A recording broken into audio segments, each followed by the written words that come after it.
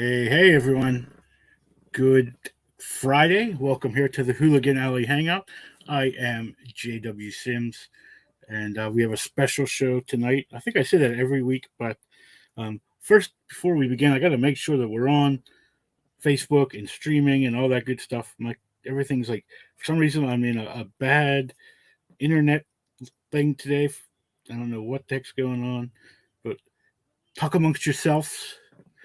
Let me give you a topic. Why do we park on driveways and drive in parkways? Discuss. But anyway, we'll bring Katrina in. Katrina is our normal co-host, but tonight we have something special. So we'll bring Katrina in. How you doing, Katrina? Hey guys. I'm still trying to get my Facebook thing. Okay, the computer froze. Driving and parking. Things I don't like to do this time of year. Actually, parking I'm good with. But we're already getting snow and all kinds of garbage here, so yes, it's getting to the time of year where I don't want to drive. I have a little itty bitty car. Itty bitty cars are not great in the winter on ice. That's true. That's a bad. I don't know what this thing is. It's so slow. Everything is slow for me today. I am not gonna lie. I almost didn't make it in tonight because my JW always sends me the link on Messenger, and I went to open it and I had a blank Messenger window. There was nothing there. I had to actually shut Facebook completely down, and luckily when it came back. All right, there we go. I should be. Oh, there! Now I can see. Yay. Now I can see my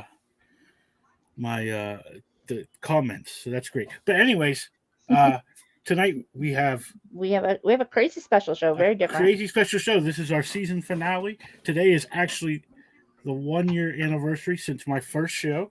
Yay! Which I didn't realize until I did see my memories yesterday. The old great Facebook memories. It's the 10th anniversary of the first MSU game I ever went to. MSU football game. See there we go. But we have Ben Cook on the show tonight. We do. And we're going to do something a little bit different. We are going to be the guests on our own show. So Ben is going to come on. He's going to interview us. And we're open to answer any questions. So this could get dangerous. Wait, did we agree to that? Well, I did. I agreed for both of them. Oh, good. Yeah, another one of those things he didn't tell me in advance. I didn't think of it until today. So, but let's bring Ben on, and Ben can. Hey, how's it going, guys? Benjamin. That's what I call my oldest. Yeah, it's been my nickname since I was a little kid. I just thought you spelled it wrong. No, this is the right spelling. Okay. Everybody else is spelling it wrong. I just wrong. That's sort of like my name. Everyone likes to spell my last name wrong. How do they want to spell it? With 2 M's? 2 M's, yes. So the proper way, then. Right. So thanks for having me and letting me take over your podcast for a little while. This is awesome. I'm very excited. I've known you guys for a little bit. We've known each other kind of like outside of the live stream space. Yeah. Out through social media and stuff. And we kind of hang out with the same people, so to speak, on the internet. AKA Chuck. Yeah. 6 degrees of Chuck Pino. Yeah. Yeah. I don't even think we need 6. I think it usually goes 2 with Chuck. Yeah, that's fair. I know him. You know him. We know each other. Yeah. Fair enough.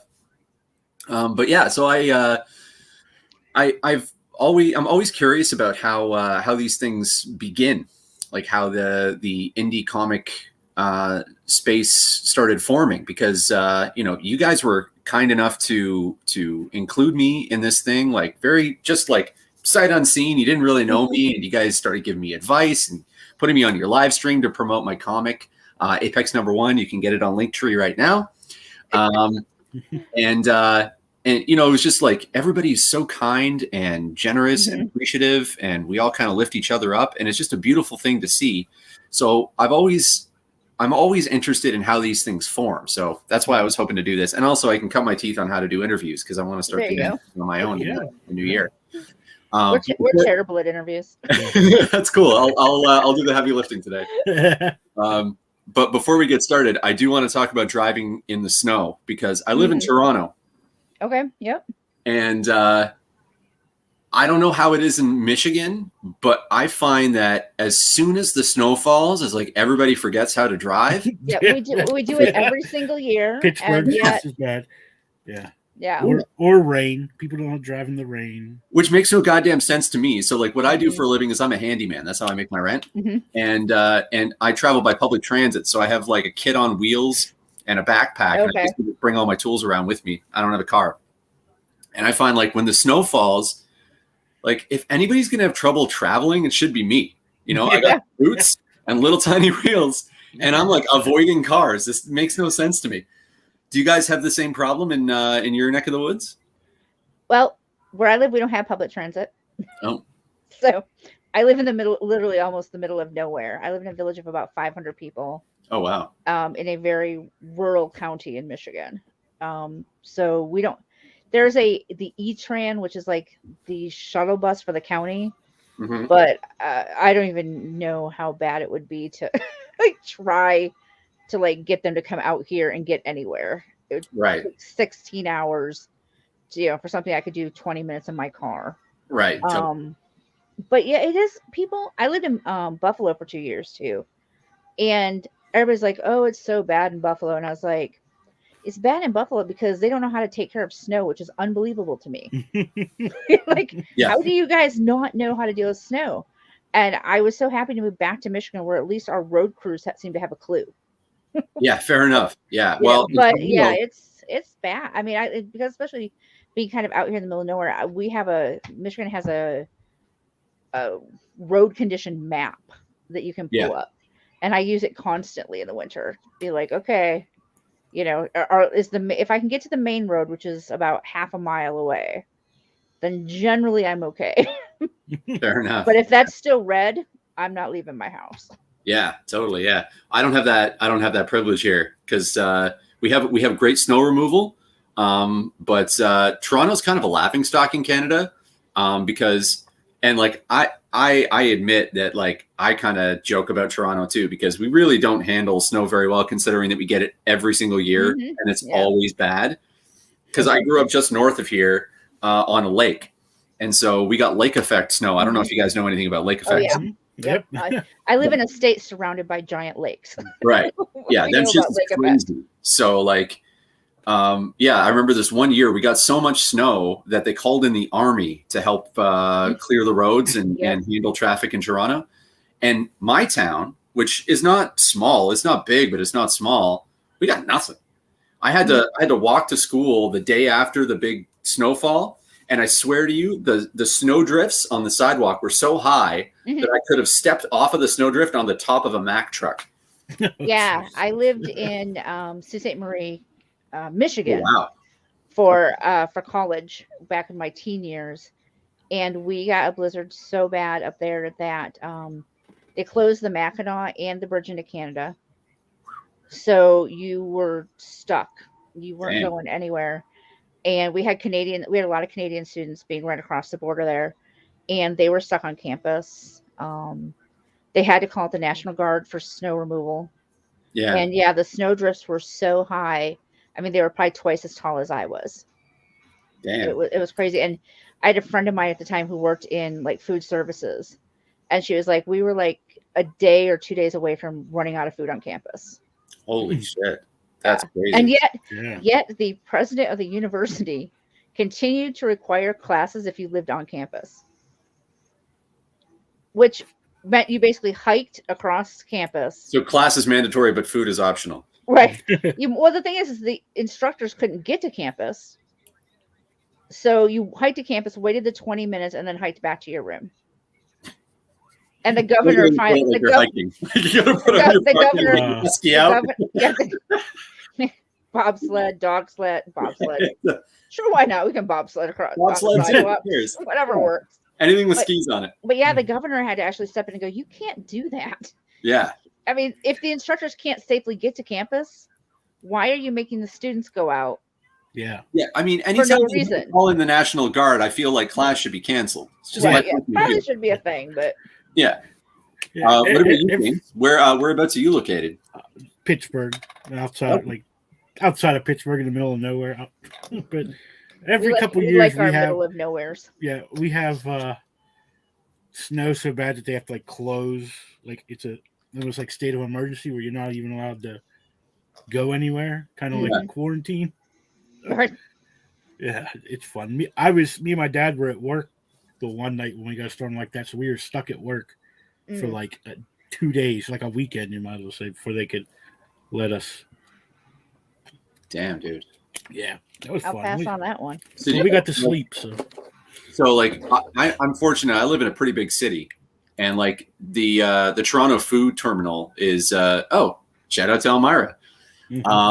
The Toronto Food Terminal is kind of like the hub for Ontario for bringing food in from all over the place and then distributing it elsewhere. So you don't really have to worry about food shortages. Like the snow is never so bad that like we have to think about rationing.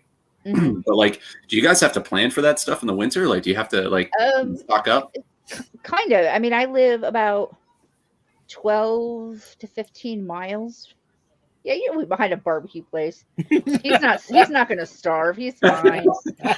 Me, I don't even have the closest McDonald's is 9 miles away from me. That's great. Heat and ribs. Like, you got nothing to lose, man. This is perfect. Me, I'm sitting here going, well, we have a gas station. Yeah. That has 3-year-old Oreos on the shelf. Totally, yeah, I can live off Twinkies. It's got dust. They got dust on the package. They do. I went to buy a package a couple of years ago, and it had like dust faded. on it, and I went, it's all faded from okay. I'm picturing you writing with a quill by candlelight, like on my 4th pack of Starburst. It's so cold. When I first moved here, we had a little grocery store, and you talk about writing like in dust. I went in there one time, and there was spaghetti sauce up on a top shelf. So I pull it down, and it just coated in dust. So I literally wrote my first initial on top of the jar, put it back up on the shelf, grabbed the gallon of milk that I had like kind of come in here. It was like everything was super expensive. Yeah. The only place I've ever seen in the world you can buy kraut juice, like the juice from sauerkraut. I don't know who buys that. I don't know who eats that. The same people who drink pickle juice, probably. That's just vinegar. Like, just buy vinegar. I'm just like, ugh. But anyway, I went back in a couple weeks later to grab like a loaf of bread or something, and I walked down that aisle. Let's just pause for a moment. Who thought of jarring that stuff? Like, like vinegar on its own is not great, and like so. Like, let's corner the market on like cabbage marinated vinegar, like I don't know, and then serve it as like a food product, like sell it as a food product. But I went back a few weeks later, maybe a month later, and went down that same spaghetti sauce aisle and pulled this jar down, and you could the dust was filling in. It was like the double layer. Like they never dusted the shelves, they never fronted the shelves, it was just it was bad. Big shock that they haven't been in business for a while, and that actual building now is a weaponsmith. Okay. Yeah, we have a weapons. It's called Sabersmith. They make weapons for like Renaissance fairs and things like that. Oh, okay. 2 of my kids have worked there, and now they own swords and sharp. Cool. And these are actually like battle ready weapons. They're super sharp.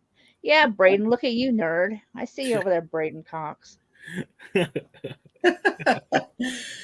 Takes one to know one, Braden. Yeah. Yeah.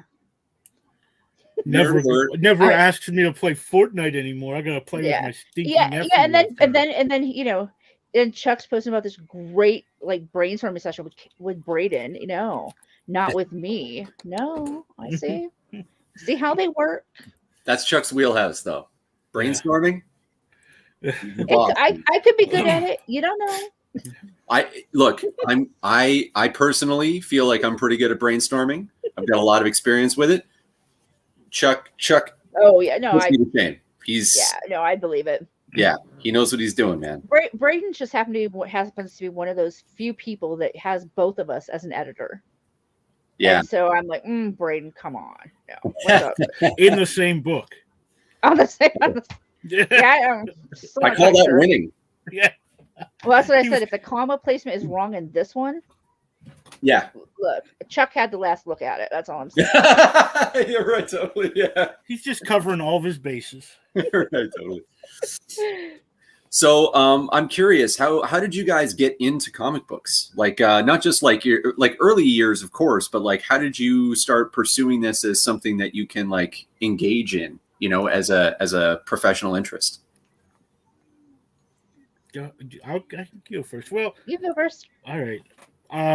Like, I did just- you because you were into cosplay for a good amount of time, Oh, right? yeah, A bunch of outfits that you put together and that kind of thing. Was that how you kind of got into it?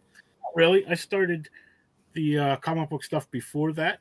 I actually, back in the 90s, I had drawn and wrote a comic book about 6 issues worth. But back then, we didn't know how to, I didn't know how to print it. So I would take Sure. it to work because I worked as a security guard at night, and I would take my pages, and they had a big printer, and it would print. I could print big paper. Right. So I'd literally just print the pages on the printer and then fold them and staple them and whatever. But Nice. Then everyone would always say about I should use my art for stuff, but I never did it. But in 2014, I ended up not being able to work, so I was doing like just commission stuff to kind of pay the bills, and for almost a year, that's all I lived on was selling commissions, like paid rent. And so then I finally decided to redo the comic book, and because I got hired actually to do a story in a anthology book. It was like 4-page story, and then after that, I decided to do my own, and that's just what I've been doing ever since. So it's like That's fantastic. Yeah. It's fantastic. I kind of got into comics myself by like not having a job, and it was like I got to do something with my time, and I've been writing forever. So yeah. How about you, Katrina? We have Yoda in chat. What? Yoda. Did you read how it's written? Drew a lot in high school. James did. Yes. What is this? For me, I actually didn't get into comics until I was about 35. I didn't grow up with comics. I grew up in a very small town. There may have been comics at the local like gas station or something, but I had no idea. Yeah. And I was taken to a small comic convention. Well, I guess a decent sized comic convention in Detroit that no longer exists, unfortunately. And met Tom Hutchison there. Yeah. And Raven Gregory. He was with Zenoscope at the time. And Zenoscope. I forgot about that. Mm-hmm. They were the only like 2 people that I was with a girl who was very pretty and very cosplayed in high heels and short skirt. So I was pretty much ignored the entire day. To be fair, if I was there with this girl, I would be ignored the entire day too. So yeah, right. But those 2 basically actually stopped and talked to me. And Tom gave me my very first comic that I ever owned. Wow. What was it? Which was Critter #1. Cool. And Raven and I we talked a little bit about comics. We also talked about what a pain in the butt it is to never have cash on you, and all different things, It was my first convention. I had no idea what to expect. I had like no cash on me or anything, and was generally broke at the time anyway. And then I was a book reviewer at the time, and transitioned from book reviewing into comic book reviewing as well, and went to C2E2. Had a gentleman who gave me his novel to review at a comic convention. And 6 months later, I reviewed it. 6 months later or so, we were Facebook friends. And he posted saying, "Hey, I'm looking for an editor." And I was like, I've never edited. No experience whatsoever. Yeah, sure. And a couple of friends were like, "You're good at that kind of thing. You're always seeing that kind of those errors and stuff in books. Just do his sample. What's the worst that happens?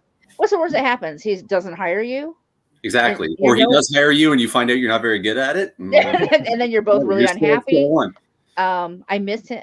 I ended up getting hired. I miss him because he paid me more than anybody has ever paid me. and I enjoyed his books. I really did. Life changed for him though, and so he's not writing anymore. Okay.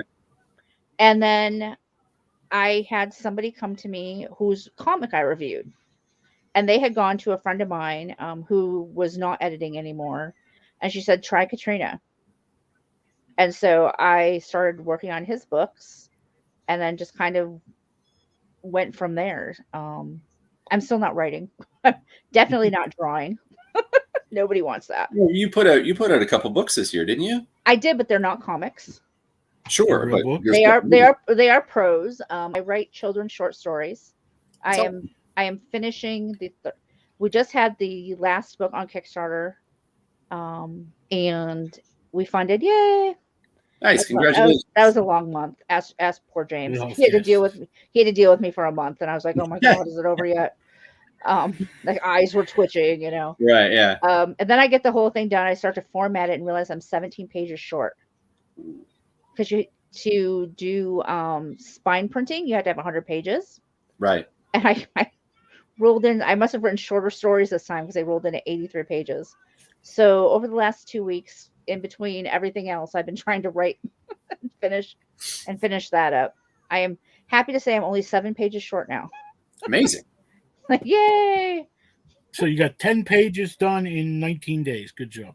Yeah, I know. But I was also down and out with a migraine for about 4 days. So, I'm a feast or famine kind of guy when it comes to writing. I'll go for like 2 weeks without ever touching a laptop, and then it'll just be for like 3 weeks, and it's like half a novel's written, you know? Yeah. So- Well, I also have my oldest son staying with me.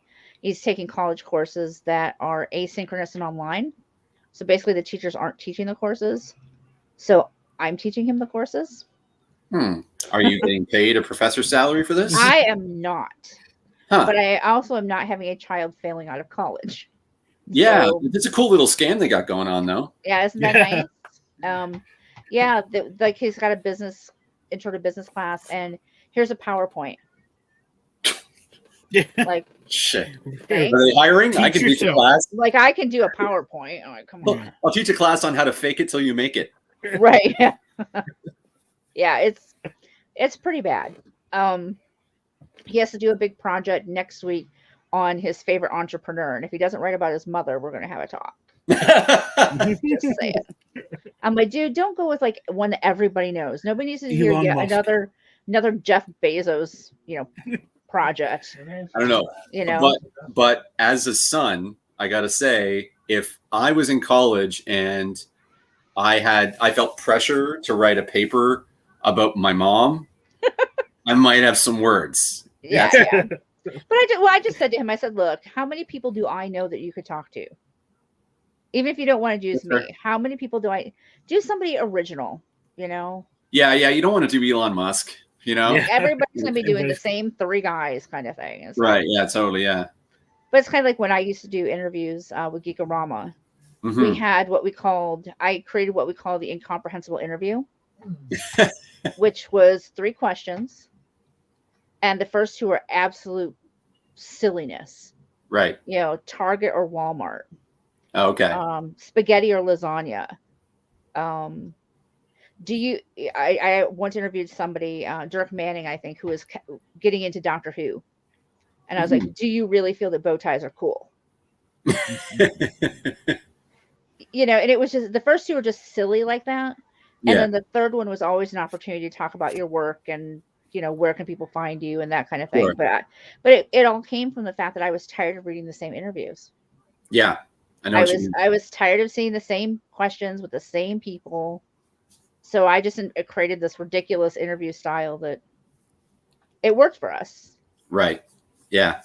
Well, that's kind of why I want to do this. So I started interviewing bands like in the last 6 months or so because, the music scene died with the pandemic. Mm-hmm. And so I kind of wanted to revitalize it a little bit with my bandmates. Not taking full credit, obviously, I'm just kind of part of the machine, but yeah, we wanted to do that. And I've always wanted to talk to musicians about what inspires them, what gets them, moving and keeps the creative juices flowing. And then once I started doing that, I was like, I've talked with all these people in the comic world and, they could use a little more elevation as well. But you guys in particular, you guys do all the work in terms of the interviewing. I've noticed no one asks you any questions. No, not very often. Yeah, it feels a little. Not unless one of us are out actually on another show pimping out. Yeah. Sure. Whatever we're doing. Right. Yeah, it feels a little unbalanced. So, how did the live stream thing kind of evolve? Well, I started it last year, right before I launched my Kickstarter, because I was having trouble finding shows to go on. Okay. So I was like, so I took the Travis Gibb model and just started Do it streaming myself. Right. And then I started asking people to come on. And then it took a hiatus while I was in the hospital for about a month or so. I think we did 3 in between January and February. And then after my book funded and I came back, and I decided I wanted to start bringing on more guests. And because obviously when I was in the hospital, I could not promote my own book. Like I could, so other people took it and got it, promoted it for me and got it funded. So that's amazing. I thought that being able to share other people's projects was a way to kind of pay that back. Right. You know? Like, because the community is what got my book funded. So I try to get out and help other people fund their books. So. Man, you're one of the good ones. That's amazing. Yeah. Because you could have been like, thanks, guys. See ya. Bye. You know? Yeah. But you keep paying it forward. That's amazing, man. That's kind of what I want to do too. Because like you guys helped me get funded. Like when I started this, like honestly, and Charlie and I had a lot of conversations about, what I wanted out of a Kickstarter and why I wanted to crowdfund a comic. And it was like, I just wanted to see if I could do it. Like I had no, like, don't get me wrong. Number 2, I'm going to be a big ball of stress because now that number 1 is done, now I have to deliver on the story. I have to finish it. So I'm going to be, killing myself trying to get this thing done. But with the first one, it was like, if it doesn't fund, it doesn't fund. Like whatever. I just want to see if I can do it. But man, like everybody wants to help. It's like the most beautiful thing. So do you have any other projects in the works right now? Do you have something else that's coming down the pipe? I mean, we have other issues of Omni that we have been worked on.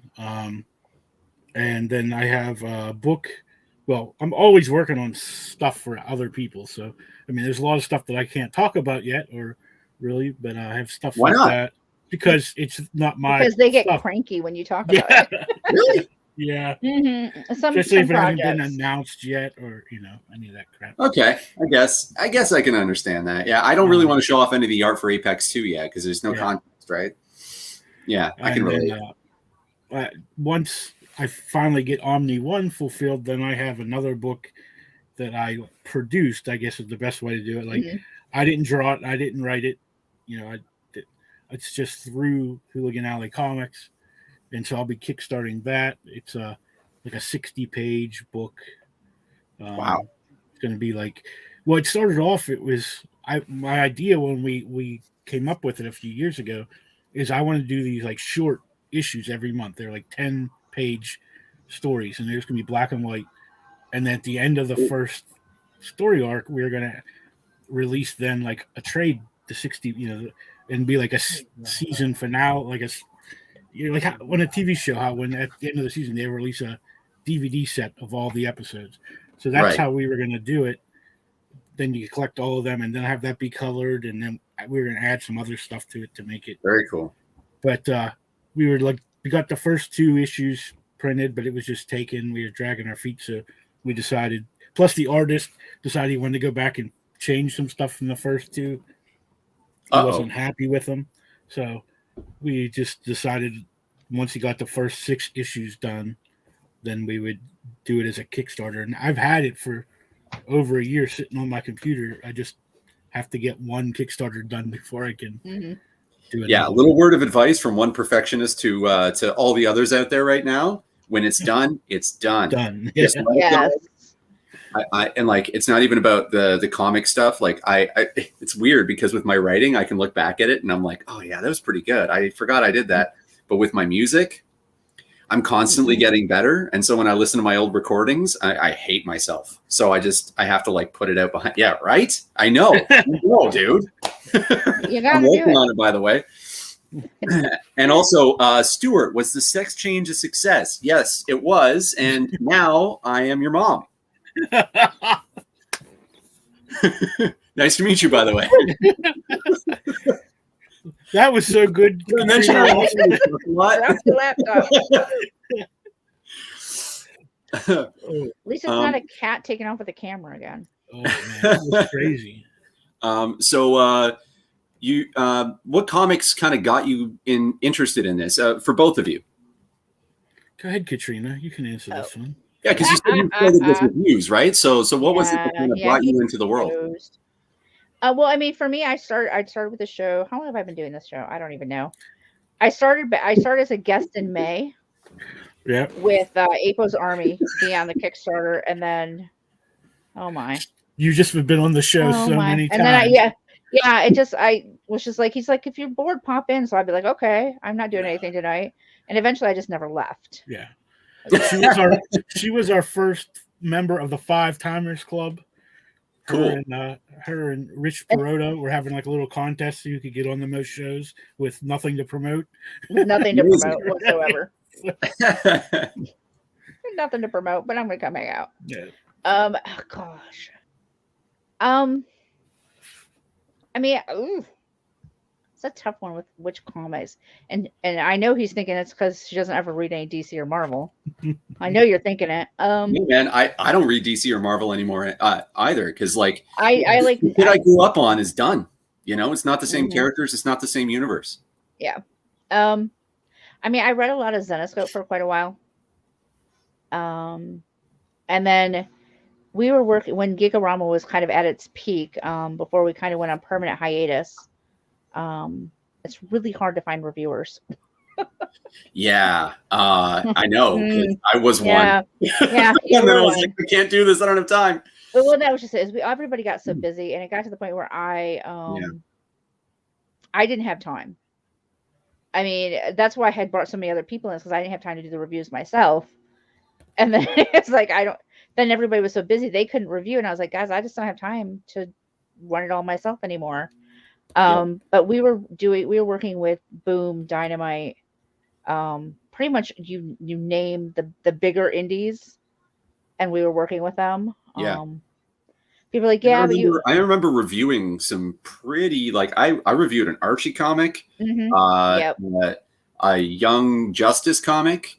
Like, there was see, Stuart, that's the problem. And like, where do you find quality? That's a good question. Yeah. If you can answer that for me, let me know. I'm happy to. I still have the contacts with the comic companies. I can get people to. My experience, like, because Geekorama wasn't my first stab at the comic review thing. I did one years ago called Extremist Reviews. It was for a guy whose name escapes me right now. It doesn't matter. We didn't really get along that great. Okay. But he was a nice enough guy.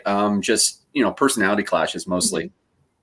But I did a bunch of comic reviews for that, and I kind of I took a bit of a different spin on it. Rather than reviewing the comic itself, so this is when Image was just starting to get back into the world. So that was when Think Tank and Aphrodite 9 and like those ones, like the ones that really started bringing them back into the public consciousness, started coming out. And so I grabbed those ones and I started reading them and writing like sort of philosophical essays, using those comics as a centerpiece for it. Okay. And it was just a way of like kind of getting my head around how to write again. But I found that the challenge with finding quality reviewers is the best reviewers are creative and they're going to want to do their own thing. Right. And it's really hard to find someone who's really good at writing and stays in a lane. You know what I mean? Right. And one of the things that I told to people who worked for the site is, this is our basic layout, but if you got something else, bring it to me. Yeah. I'm not stuck on this. You got an idea, we'll run with it. If it works, it works. If it doesn't, well, we tried. But it is really hard to find quality reviewers because, like Ben said, most of us are creatives, and then we get wrapped up in our own projects. Yep. And and life. And also, creative people are not generally good at like scheduling. Well, what's a schedule? Yeah, there's a lot of furious. Oh shit! I didn't read the comic, and it's like do the next day. Well, and I mean, and even I won't even say that I wasn't like that. Yeah. I had to schedule for like the admin stuff. Mm-hmm. Like on Mondays, I knew like I'd be downloading comics for like 3 hours. And that's what people didn't realize is that it would take me 3 hours to download every week the comics for the week. Right. And then I had to do assignments. And if I had people who for whatever reason weren't posting directly to the site, then I had to go in and I had to do that. Yeah, Travis read a comic once and it wasn't very good. I'm sorry, Travis. Was it broke down? Oh. Shots fired. And Braden is right. I am Is this like I thought it was interviewing you guys. I didn't know this was like shame the audience night. No. But Braden is right. I am super excited for Blade of the Undying. I'm not going to deny it. I'm really excited about that one. Yeah. It's been a while coming. I worked on it over a year ago, and I actually posted a thing saying, did anybody ever get a copy of this? I don't think I got a copy of this. And Braden was like, it's not even out yet. I'm like, oh. But that's just it, guys. There's so many incredible projects coming out. Right. That you just lose track. Absolutely. Actually, on that topic, maybe like we should probably talk about this a little bit afterwards, a little later on. But so I've got a little, when I was doing reviews for Geekorama for like 10 minutes that I 10 minutes. It was great. We loved you. Thank you. I'm sorry that I couldn't do it longer. Like it wasn't you, it was me. But that's what they all say. Yeah. I've heard that many times. Mm-hmm. I've heard that once or twice. But what I can say is that my life was extremely chaotic at that period. Mm-hmm. And it wasn't just you that I was like bailing on. It was all sorts of things because my head wasn't on straight. But with the stuff I'm doing with the music scene in Toronto, I've learned a lot about how to organize that kind of thing and make sure that it's not one person that's in charge of organizing the whole shebang. Mm-hmm. So we should definitely talk about this afterwards because maybe we can get some people together that can kind of make this a collective effort. Well, and that's what I had always, when I first launched the site, that was my goal. Right. I had 2 other friends who were really, I thought, really on board with it. Mm-hmm. And then the one never did anything. And then the other one was like, you're trying to treat it like a business. Right. And I was like, well, there has to be some organization. Sure. I said, look, I've never been about making money. We never, we sold ad space once and it was as a fundraiser for my son. Other than that, all of our ad spaces were, well, all of our ad spaces were. That is a away. story that I can tell on Chuck's podcast on December 17th. Let me just quickly check. Because I will be interviewing him. I'll be doing this. I'll be taking over his live stream as well. And I got to tell you guys, I am not going to be nice. All right. This is the one time that I get to burn Chuck in front of everybody for a solid 2 hours. And all the good in that opportunity. It is the one day I will absolutely make sure I tune in. I try to tune in anyway, but yeah, for sure. December 21st. So that'll be the best podcast of the year for Chuck. That's the last of the year too. The last of the year. Yep. You're catching us all as we wrap up for the year. Mm-hmm. Yeah, sorry to interrupt, but you were saying about you. Well, no, you need to organize.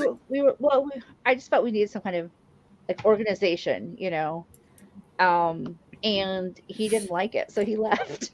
and that left me. Sure. And I had somebody else who was kind of a co-manager for a while, and then he kind of disappeared. Mm-hmm. And it just was, it was always for me not supposed to be about me. Yeah. It was always supposed to be a collective, everybody coming in and, and posting their reviews, posting their press releases. We have one guy who just posted on his Facebook wall, and he was with the site forever. Yeah. He said, does anybody know any review sites? And somebody goes, how about the one you work for? Yeah. And he goes, have you looked at them? Oh, right. I keep forgetting about that one. I'm like, wow, dude, that's that's a little cold. Low priority. That's not all right. Yeah. Yeah. So, but for me, it was always about boosting, the community, boosting, what we were all working on.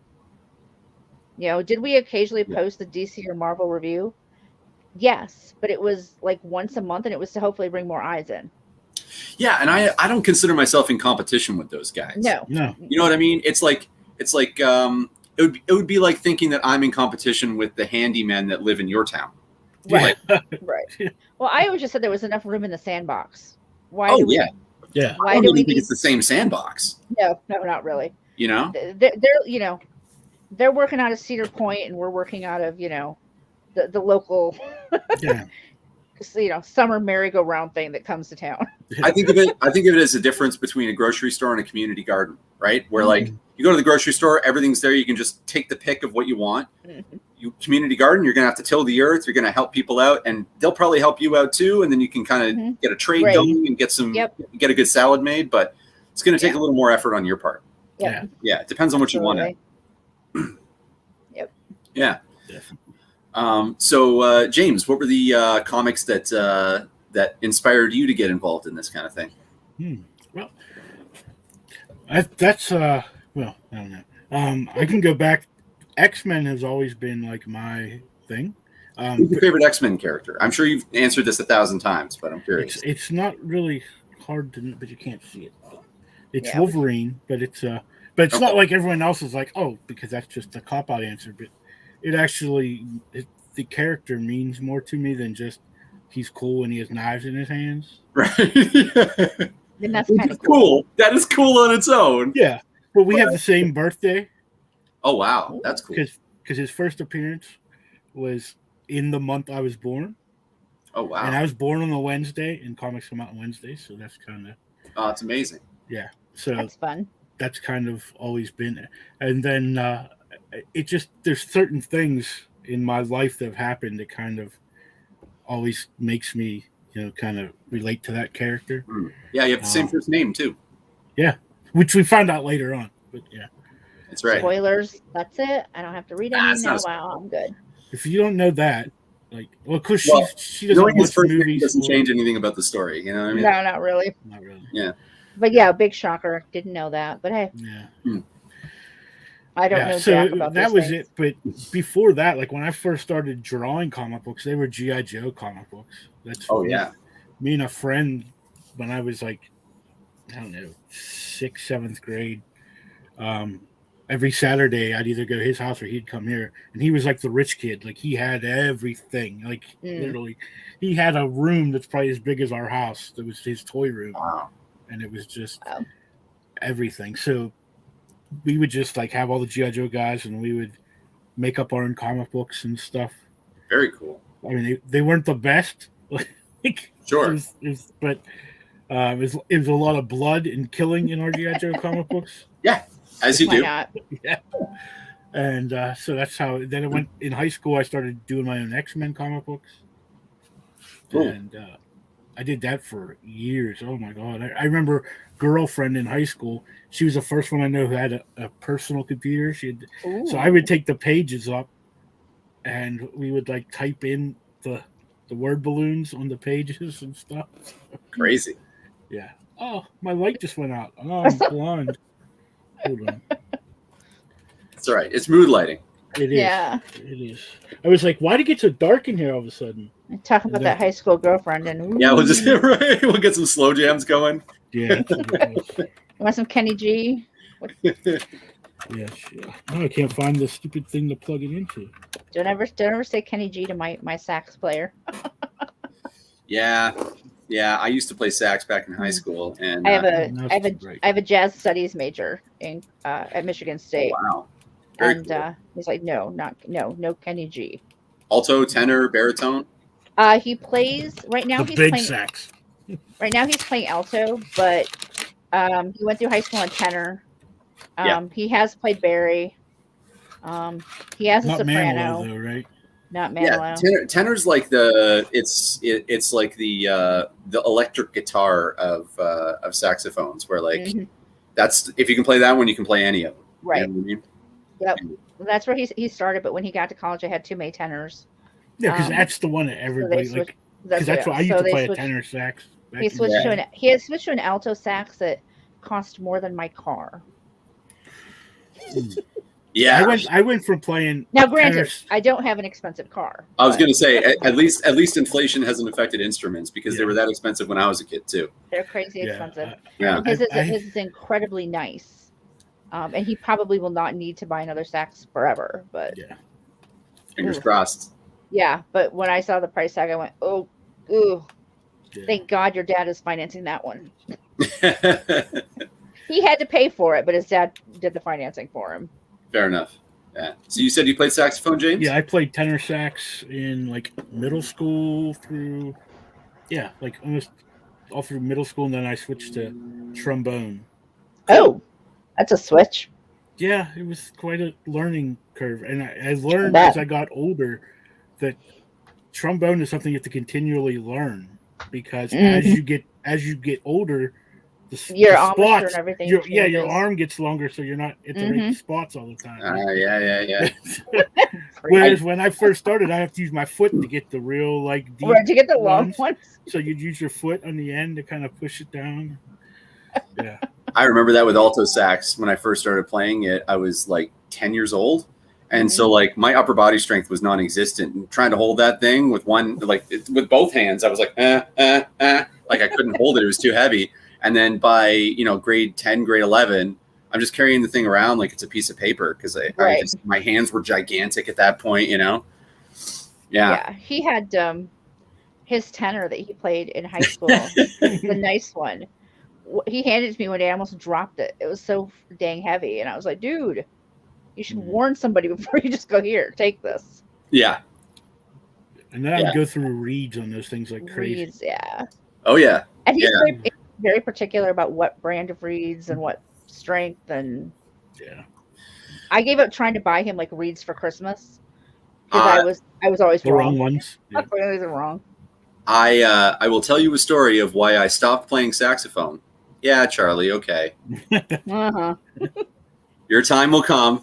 We're all waiting. The reason I stopped playing, I always wanted to play drums, right? Like even when I was a little kid, I wanted to be one of the drummers, but all the jocks ended up picking up drums first.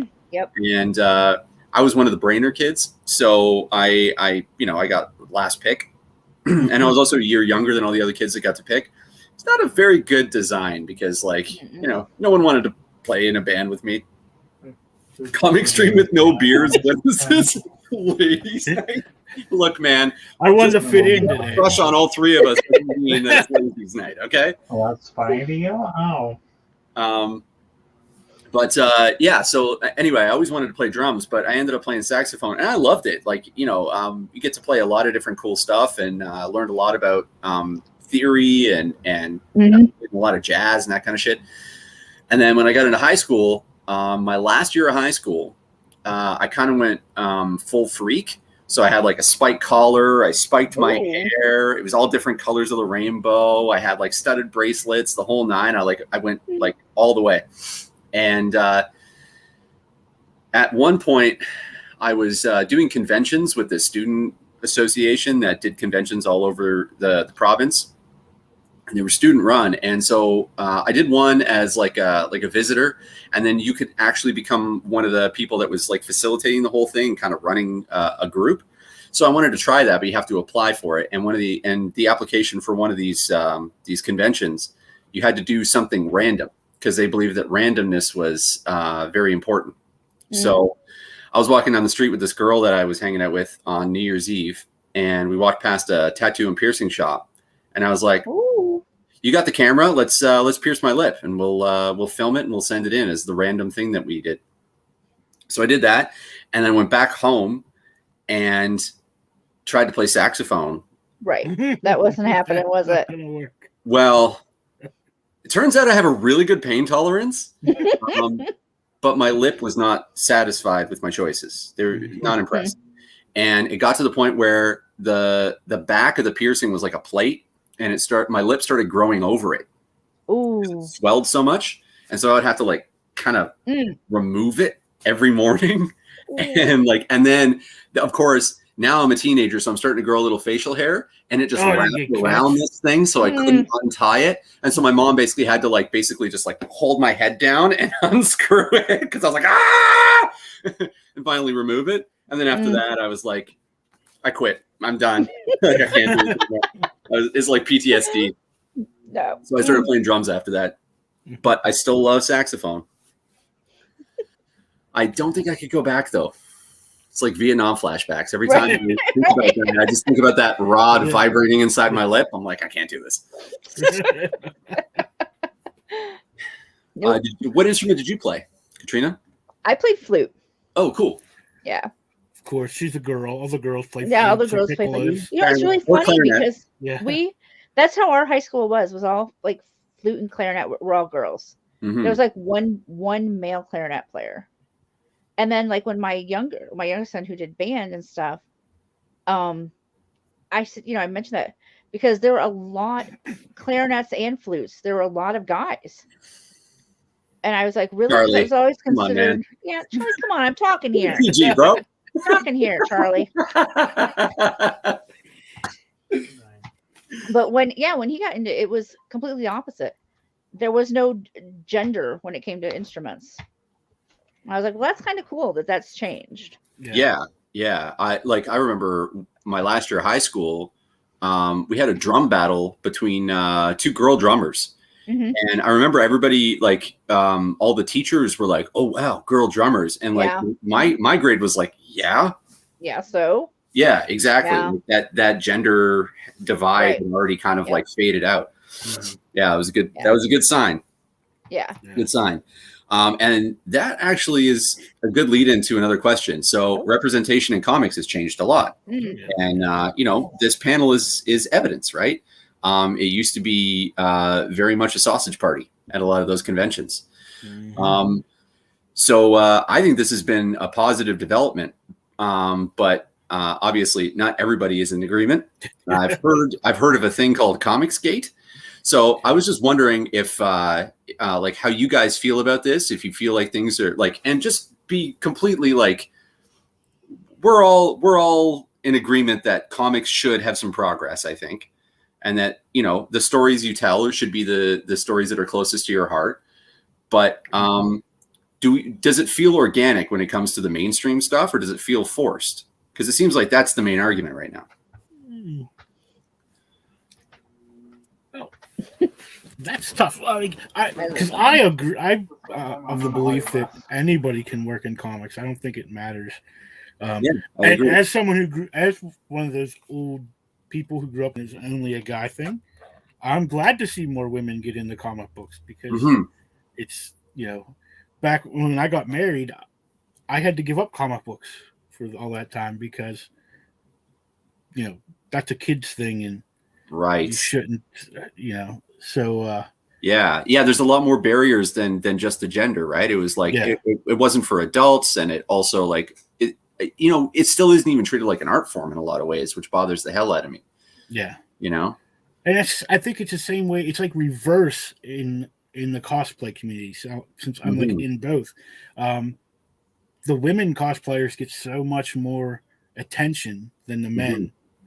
And I mean, obviously why, but not even I have friends who are cosplayers that don't dress like that. Do you know what I mean? Yeah, sure. And they'd still get more attention than us guys, or you know what I mean? So it's or you'd be like a guy cosplay and they're like, you're a guy, why are you doing that? I was like, because it's fun. Didn't you like Halloween when you were growing up? Yeah, totally. So I think it's that same thing. But there are people who want to gatekeep and say that, comics aren't a thing for women, and girls shouldn't be. And if girls do it, then they have to add that women's stuff to the stories, and that's not what it's supposed to be. Women's stuff. Yeah. The other half of the population. Yeah. We got to keep the women's stuff out, so then like the comic books. Come on. Yeah, it's wild. I go back to old literature is where my head goes with this stuff. Is people freak out because now women are starting to tell their own stories in the comic space. But I remember Mary Shelley couldn't publish under her own name. Right. you know, and she wrote one of the greatest sci-fi novels ever to this day, you know, and she was laughed out of the room when she first presented the idea to her husband, who is a published writer. So like this problem has been around for a lot longer than comic books. Yeah. Yeah. Yeah. Well, it's a whole societal thing. Like, I mean, it's just women have always been kind of pushed down and kept down, and they're not as good as men, and you should be at home cooking and cleaning and having babies. Sure. Especially in terms of creative expression, right? I once did an interview, and this is probably about maybe only 2 years ago, and we were talking about the same kind of thing, you know. As a female editor, do you see problems? And I said, well, I have had people, when I get excited about an idea, kind of pat me on the head and say, that's nice. Mm-hmm. But when a male counterpart has an idea, everybody's like, oh my God, that's awesome. Woo. Yeah. But I also had this interviewer say to me, basically, I was saying, I need to make money as much as the next guy. I have bills to pay. I have cupboards that are literally bare right now. And the response is, well, you don't have to provide for a family. My response was, guess what? I'm a single mom. Yeah. I do have to provide for a family. Men are not the only one who are providers these days. Right. Totally. And it was crazy. And also, like, I was raised by a single mom, and like, even if my mom didn't have to work, she was still taking care of me and my sister. Mm-hmm. Yeah. Like, she was the sole parent. So like, that's a full-time job, and she was working a full-time job. Right. So even if she didn't have to work, there's still like the level of providing is still like, it's still skewed in females, like in men's favor, I should say, at least in terms of recognition. Katrina's all out of focus. Even the camera is. I don't know what's up with the camera tonight. I leaned over and grabbed my drink, and like it can't find you again. Frame, and now it can't find me. I don't know. Like, there's always right in that orange juice bottle, though, right? I know. But there's always some adventure around here. And I think I get this from, like, I hear me and Katrina talk a lot, and I think a lot of times men won't bring different stories to women, or it's harder for women to get, because they're like, well, this isn't your type of thing. Like, they're already, just because they think women can't be into that or know anything about that type of story. Right. And I think that's just totally bullcrap, because I had my best friend, she was like super into horror. Like, she knew stuff about horror stuff that her and her husband used to watch it, and they'd bring me over and they'd be bringing, like, we watching stuff that I had to read. Right. I'm like, they're like, all the American horror stuff's crap compared to this stuff. You know, and she was just, she knew about all kinds of stuff, like way smarter than I am. Right. And I'm like, so I think that's stupid to just say a woman can't do this because it's not in their wheelhouse. I have had current clients actually say to me, well, my next book is going to be a horror book, and I'm probably going to go somewhere else. And is it implied that it's because you're? I don't know that's implied so much as I have had it suggested that everybody knows that I am like the biggest chicken in the whole wide world. You're a bit of a sweetie pie, right? So it might be just your sensitivities don't. But I said, but look, just because I'm not hugely into horror, like it's not my personal genre. Yeah, doesn't mean that I don't know what makes a good story. That's true. And doesn't mean that I can't do pacing, or you're using the wrong form of there. A story's still a story. No, that comma does not go there. No, we don't use semicolons in comics. Right. It doesn't mean I don't know all of that. Yeah. Unless it's a soccer story. Unless that was so dumb today. That was really dumb. I finished a story today about 2 teddy bears that are actually they're 2002 Beanie Babies from the FIFA collection, and they're starting their own soccer teams. And I had to Google soccer terms. I was like, why do I not know this? I should know this. Yeah. Well, And speaking then of I've got things like Matt Knowles, soccer referee. right. And it didn't even occur to me until after I'd written everything. I could just have asked Matt. Yeah. Speaking of things that are pigeonholed for gender, I don't know shit about sports. Pick a sport. I don't know a goddamn thing about it. I live in Toronto. The only cool team we had for like most of my life up until like 5 years ago was the Maple Leafs, and they haven't won a Stanley Cup since like, I don't know, 1840 or some shit. Come on. The Argonauts are cool. The Argonauts were very cool for And Pinball the Clemens. Blue Jays did good this Blue Jays were past great when I was a Yeah. kid again, With Joe but like, Carter. but again, like it wasn't on my radar. You know what I was doing at that time? Reading comics. Yeah. See, I'm one of those weird people that like both. Like Mm-hmm. I get We watch into a both. ton of football at my house. Yeah. Well, see, So that's much different. football. Your son watches it, thus you watch Thus, it. I'm watching. Right. I'm Well, the I only played a person in my lot. house that watches sports, so I'm like in my room. Yeah, sure. I Chances played are a there's lot of sports I've on developed my a really TV. bad habit the last few Sundays because he watches Red Zone. So it's not full games. It's sometimes like 8 games at a time on the screen. I found myself about halfway through the first bunch of games taking a nap. Not on purpose, Yeah, but Chuck asks something and says, but no, we wouldn't don't you want to. say We're not that listening to Chuck today. each genre has specific tropes and such that are important to acknowledge when making a story in that genre? I would say that's true. So like, Sure. I would say like if you there's something to be said for finding someone who like it's their wheelhouse to work within a particular genre. They know like I'll give you an example. I was watching the show Ratchet recently on Netflix. Mhm. And it's sort of like a 60s throwback kind of show, same aesthetic and stuff like as the 60s. And I noticed that a lot of the shots that they were using were from Hitchcock films. Mhm. And I know this because I'm like a bit of a film nerd. The average person wouldn't notice that, but like it was like an homage to the period that they were trying to represent, right?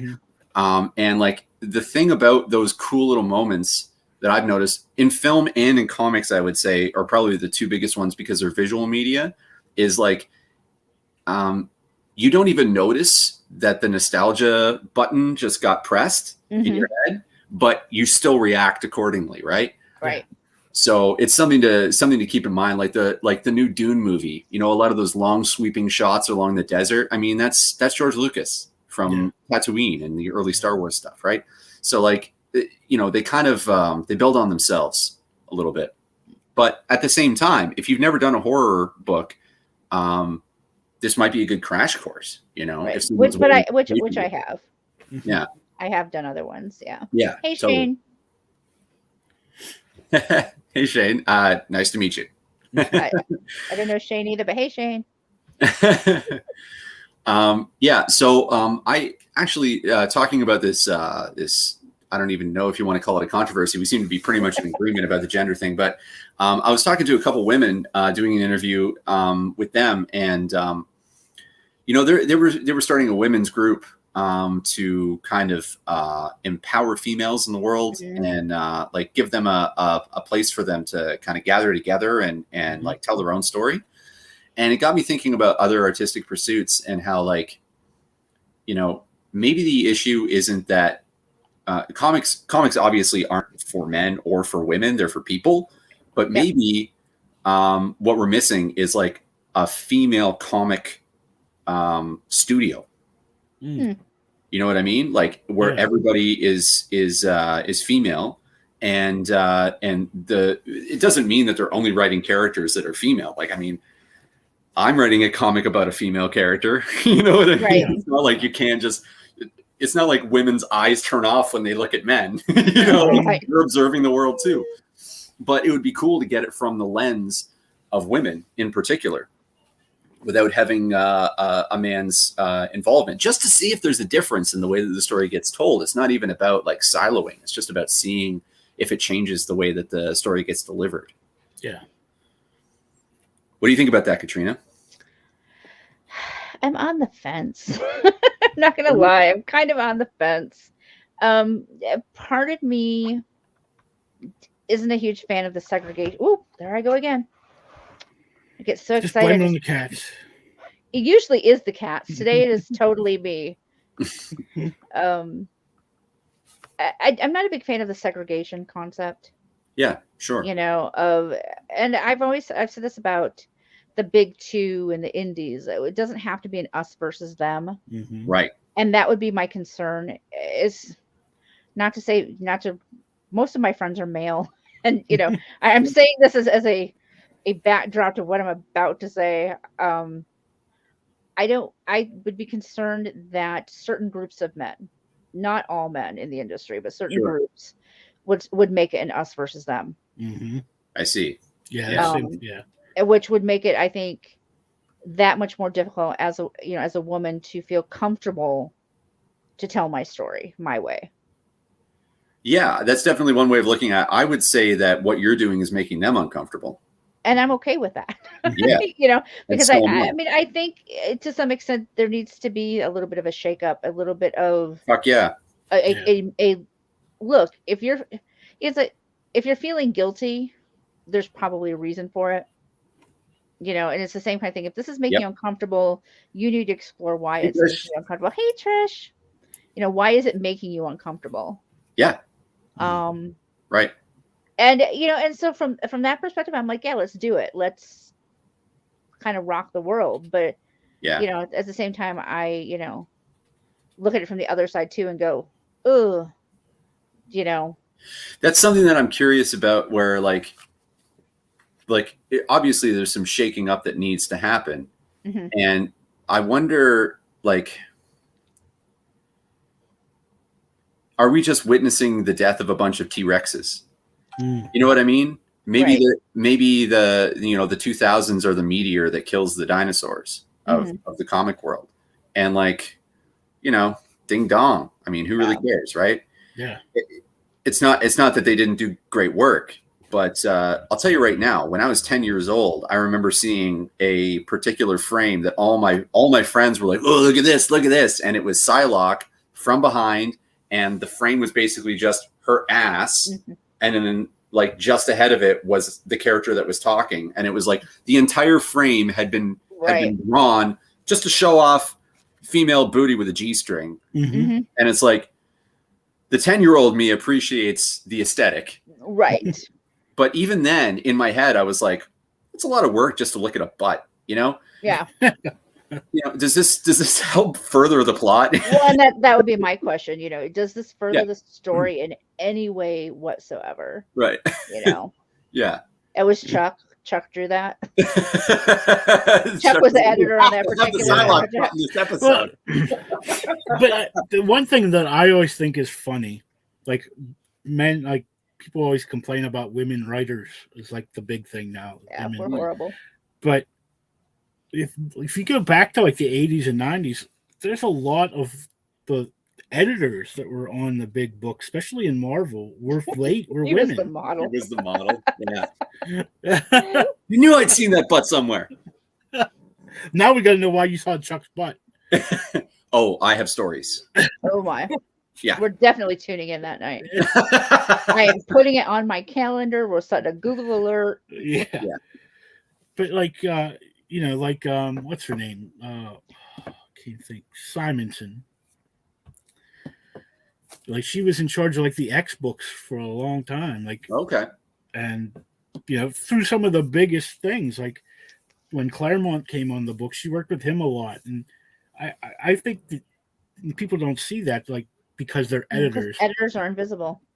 Yeah. And so it ain't like this is a new thing, women getting into comic books. I think the difference is now women are stepping out of the shadows. And I also think and saying, hey, I can write, I can draw, I can color, you know, I can I can edit, but I can do all these other things too. Totally. What's her Rachel Rosen, whatever. She's like, she colors every book for Marvel every month. Like, I am amazed at how fast she is. Like, she's insane. The artist for Warren Ellis's Saga is a woman, and her art is incredible. Yeah. Like, and again, I feel like when I start talking like this, I feel like I'm saying like it's incredible, and she's a girl. Like, No, it's like it's not Versus surprising to me at all. her- I just feel like it's crazy that I have to sell the case that women can do shit as good as men. Yeah. You know what I mean? It's kind of insane. Yep. Yeah. I But think a but lot of it, I've had to do that. I've had to say, I mean, Chuck and I, or mostly me, I harass Chuck. Chuck this, Chuck that. But I'm also one of the first people to say that Chuck is an incredible editor. Yeah, he is. But that doesn't mean I'm a shitty editor. Right. Yep. And Yeah. I've had to make that argument before. Right. Oh, yeah. You know. I mean, there's been a lot of times where people will come to me and want me to do something, and I was like, "This ain't for me," but I can point you direction to some other people that For might sure. be able to do it better for you than I mean, I could do it if you really want me to, but I probably am not going to do it as good as so and so would be able to do it. For sure. I think the And- irony for me when it comes to like the way that women are being treated right now in the comic world is that comic books, like the story of the comic book becoming a mainstream thing is the story of the outsider, right? Mhm. Like it was started by a Jew in a time where they were not well received.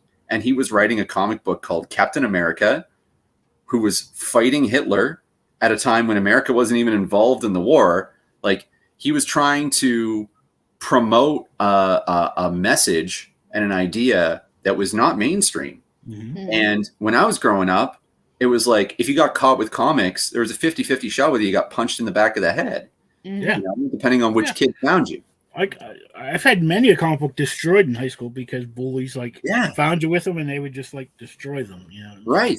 Totally. I was one of those privileged people in high school that kind of, as when somebody said, you floated like invisibly through the middle.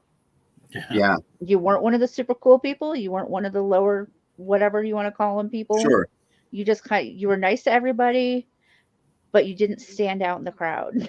Yeah. And I said, you know what? That's not necessarily a bad thing. Yeah. Absolutely. I said, plus I was quiet and shy, and but it meant I didn't get a whole lot of grief in high school. Right. I hear the stories now, and I'm like, oh my god, that's terrible. Like, was Yeah. I there during any of that? Like, was I that the definitely same let high school? I definitely let my freak flag fly when I was in high Mhm. school. I was pretty unapologetic. But it wasn't like there was no vendetta. There was no like, again, it wasn't an us versus them thing for me. It was like, if 1 in 10 kids are weird, then we should occupy 10% of the cafeteria. That was my thinking. Right. Yeah. And that's how we did it. We just kind of carved out our own space, and anybody was welcome. But if you were a dick, it's like, time to go, buddy. Yep. You don't have time for that shit.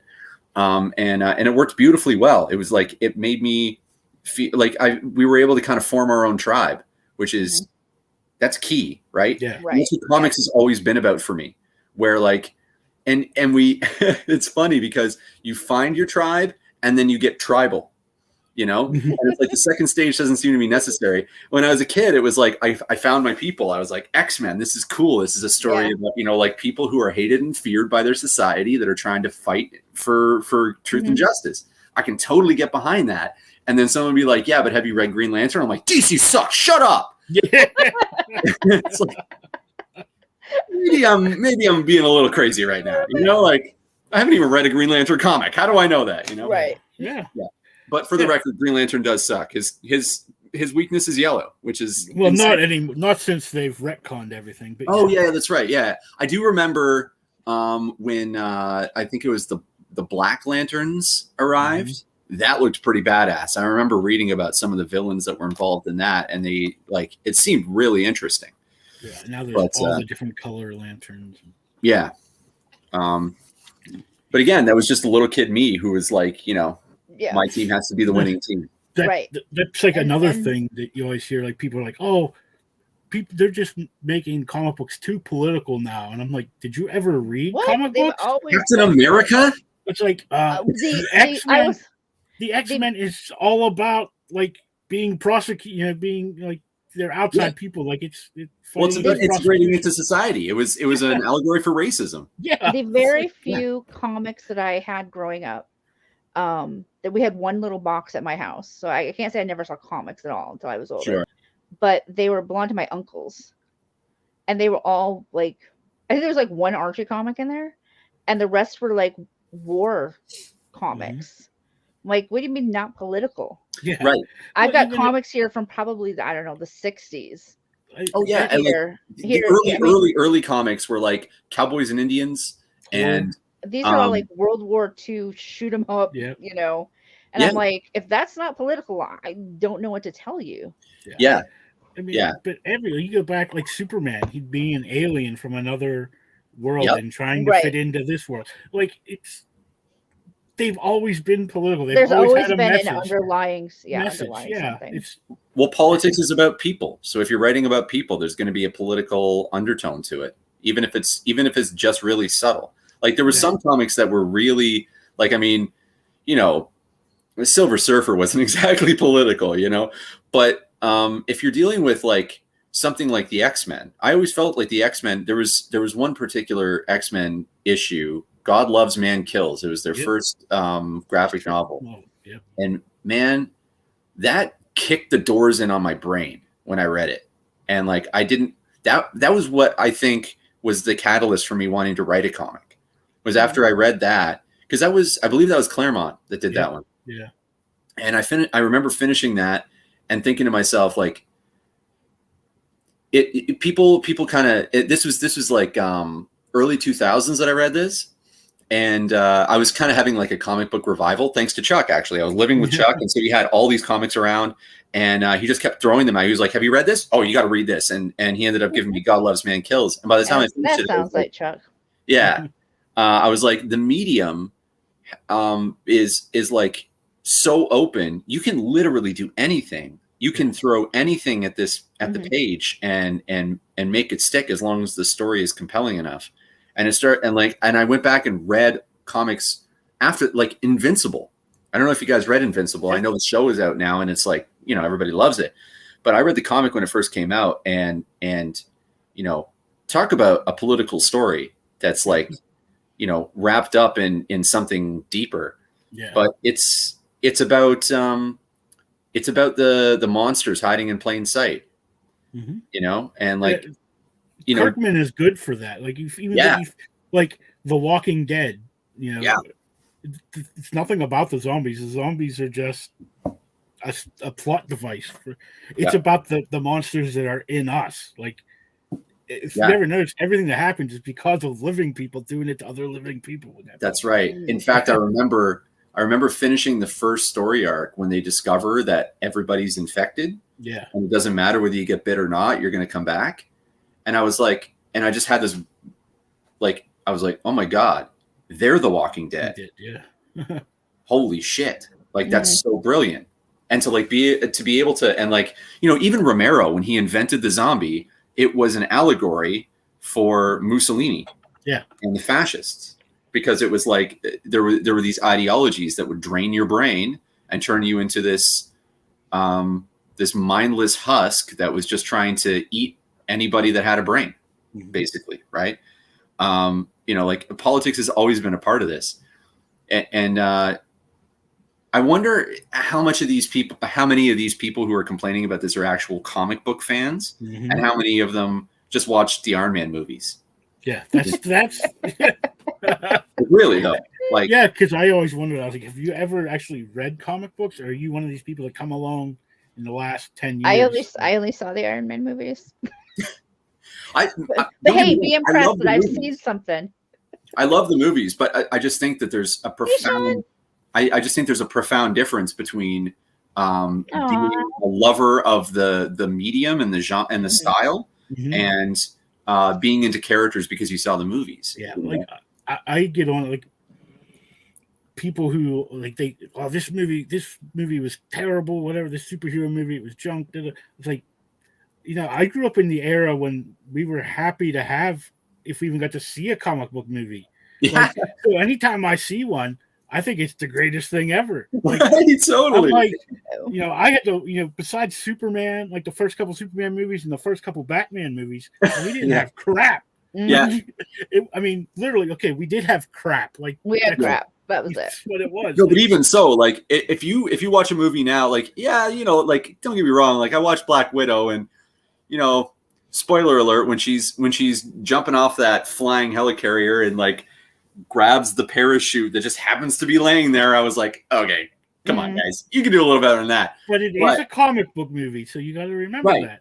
Right. There's a suspension of disbelief. I'm comfortable with that. But when you compare that to the Adam West Batman, it's like it's no comparison. You know, like one's a comedy, basically. Yeah.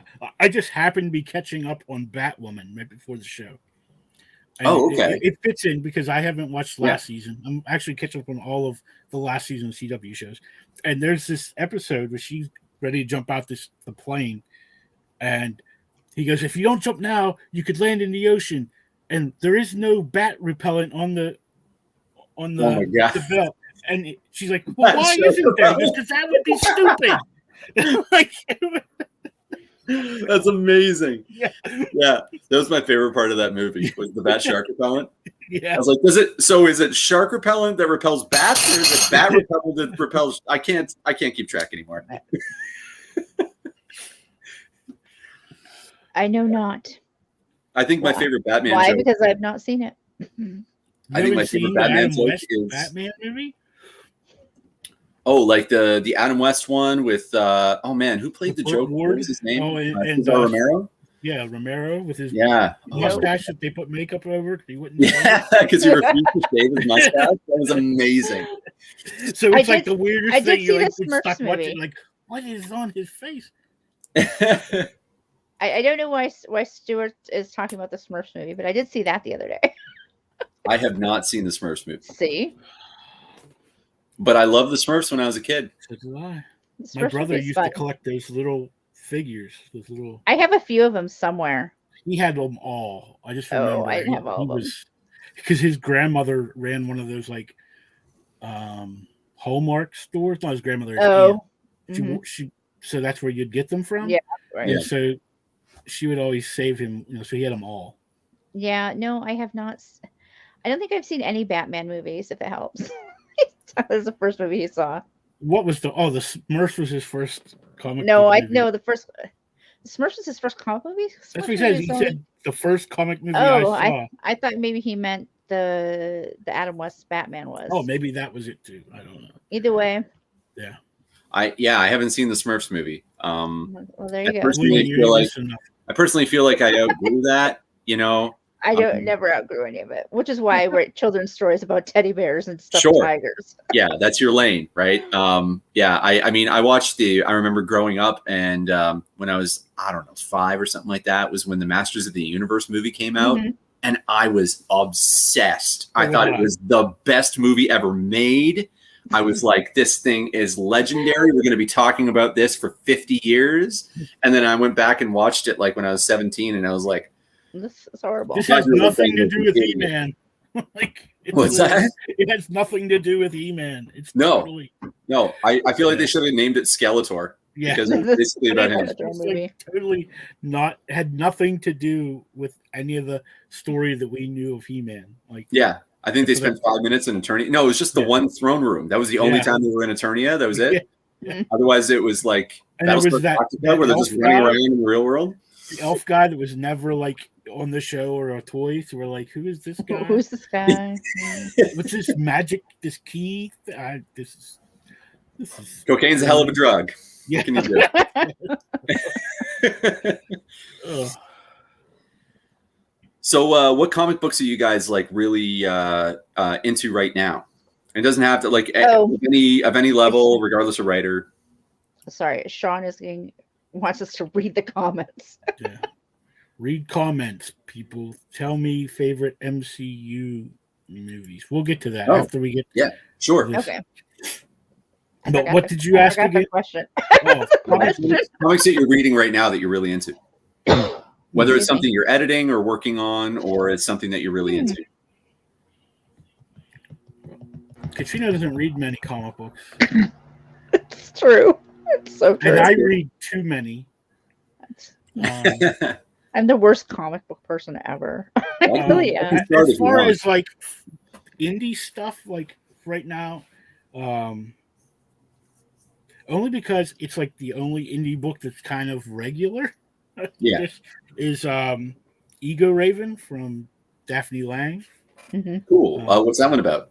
It is like a fantasy book about a princess that's half human, half unicorn, and Cool. there's these dragon things. They came and took over the kingdom, and she's like trying to get back and to save her half horse, half family and things. Sure. I'm terrible at describing stuff. That's cool. This That's is cool. why I pay somebody to write my blurbs for me. Yeah. Right. Totally. I'm really bad. There was another book, and I can't remember the name of it. I found it on Kickstarter, and I still have yet to remember how I found it on Kickstarter. Like, 'cause I don't know anybody who worked on it. And that means it And- probably sang to you, right? Yeah, and and I thought it was, the art's awesome, the writing's great. I mean, it's just like, I was like, this is a big 2 book. I don't even know why it's like a Look, Kickstarter. I book. got a book from Kickstarter covered in masking tape. What is up with that? Everything yes. Hey, someone got it from Masking. Indie Planet, though. What Yeah. book is it? Heaven's Decoded. No, I haven't. I'm I've heard not- of it. Though. I haven't No. read it yet. Yeah, I recognize was- the name. Who's I the was- who's the writer? Oh my gosh, that's the guy's name. I can't pronounce that. Lesko Flair I don't know who. and Harris are the names on the covers. Who did you know that worked on that book?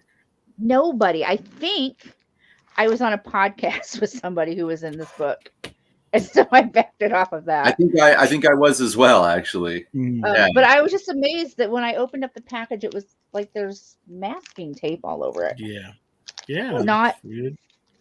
I was like, oh, but it probably peels better than. I'm gonna open it up and see if I can see who the writer was. Yeah. And then Oh, there's 2 issues in here. Look at that, 2. another 1. masking tape Nice. and get stuck to the book. Yeah, I know. It's gonna be bad. Don't get stuck. Let's see. J.R. Harris is Josh Harris, I bet, is the I bet Mhm. that's JR's Josh, which I think I know. Oh, look, Chuck is the editor. That's There you probably go. why. There's You the probably connection. seen Chuck sharing it And guess around. Jerome is the logo design. So I do know like 3 of the 4 Everybody. people on this Yeah. title. Well, that makes me feel a little better because I was like, I don't even remember backing this. Another offshoot of the Chuckleverse. Yeah. Dang Chuck, he's everywhere. Yeah. As far as like the big 2, getting back to it, I've been really reading. Well, because I'm a Teen Titans person, so I read everything Teen Titans. Cool. Though I'm not the biggest fan of this new Teen Titans Academy storyline, but it is what it is. Sure. But I've really enjoyed the Batman and Catwoman 12-issue, DC Black Label book. That's pretty good. Trying to think. I read the X-Men out of habit more than anything anymore. Yeah. Because I've been reading it for 30 years. Yeah, totally. Yeah. So it's just like I still get it out of habit. I'm just It's like a bowl of ice cream at this point, right? Like Yeah. you know exactly what you're gonna get. It tastes great. I'm just like waiting for it to get better. Sure. Has it been declining? Well, I'm not a big Hitchman fan. Is that the guy who's writing it now? Luckily he's leaving here. Like, 'cause I'm not a fan of the. Every time he comes onto a book, he changes everything. He did that with the Avengers. Yeah. He's doing it with the X-Men, where they're immortals. You might as well say, like, they can't die. They live on an island, their own island, and all the mutants live on this island. So all of the classic villains are X-Men, like Mr. Sinister lives on the island. They all are there together. So there's no hanging out, having pool it's all parties. like all the stuff comes from outside. You know what I mean? So it's I understand. mutants versus humans, and that's all it. And they're not allowed to kill humans. And if they die, they can be brought back to life because they have these 5 mutants. They all use their powers together for different things, and it can bring everybody back. And Xavier, all this time, has been downloading everybody's mind into Cerebro. So once they bring the body back, he just downloads their mind into the new body. So So they're they I don't mean, die. where do you go from there? Yeah, you can't. You know what? Where's where there's guys go on the mission and it doesn't mean anything because you get killed, we'll just bring you back. Yeah, that's the problem with doing something that drastic, like changing things that drastically, is like now you're putting the next writer who takes over the story in the position that they have to just basically wipe the board and start again too. Yeah. So and if people get interested in this, now you've already isolated your fan base that came into it and aren't feeling what's being delivered. And now anybody that got attracted to this particular story, once they trash that, they're going to be upset because and it's like the law of diminishing returns. You just keep screwing yourself over. Yeah, it's a little silly. Yeah, I grew up as a Marvel. They got the money. I mean, I grew up. If it wasn't Batman, I didn't read it in DC. Like that's just kind of how I grew up. And Batman was my guy in DC, to be honest. Like he had the best villains, he had the best like environment. Like the city of Gotham is fucking perfect as far as a comic book. Say it. I know you want to say it. Katrina thinks he's overrated. I mean, he is. Don't get me wrong.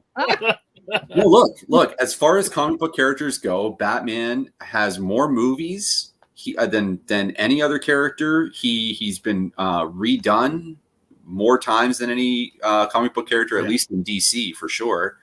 But there's a reason, I think he definitely has a little too much. He's lost a little shine. You know what I mean? He's been it was the same thing that happened with Spider-Man. Spider-Man's my favorite character of all time. Spider-Man and Silver Surfer are my two favorite characters. But Spider-Man in terms of like the Earthbound characters. And, I got to a point where I was like, I can't watch Uncle Ben die on screen again. Like if they keep making this shit, I'm going to lose my mind. Yeah. I just got tired of seeing every time they rebooted it. We got to show his origin in a movie again. Like, okay, we've seen that enough Has his times. origin changed? No, we've seen it enough. We know he gets bit and Uncle Ben dies. Okay, and it sucks. And we're moving on. Yeah, to be honest, that's what I liked about the way that the MCU handled it. Was he just kind of like he was already Spider-Man, and like now we're moving on. Everybody knows how he became Spider-Man. You don't need to rehash it. I appreciated that. Yeah, growing up, I was just Marvel all the way, but I know since I got older, I've kind of moved more to DC. I don't know why. Like it's just kind of gets more my story kind of stuff, where Marvel and that changing stuff every 6 to 12 months is just and rebooting everything every 6 to 12 months, and it's just like, come on. Yeah, well, it becomes hard to like care. Yeah. Right, because the characters are changing so much that it's like there's you can't get invested. Yeah. Right. Well, I have my comics. Oh, okay. Go ahead. Believe it or not, I do once in a million years read a comic. When you're not working on? When I'm not working on, believe it or not. Well, I was going to say Sever, Braden Cox's Sever. Oh, cool. Issue 1. Worked on. I worked on it. So did Chuck, though. Yeah. So you got the connections everywhere there. Braden's a killer writer.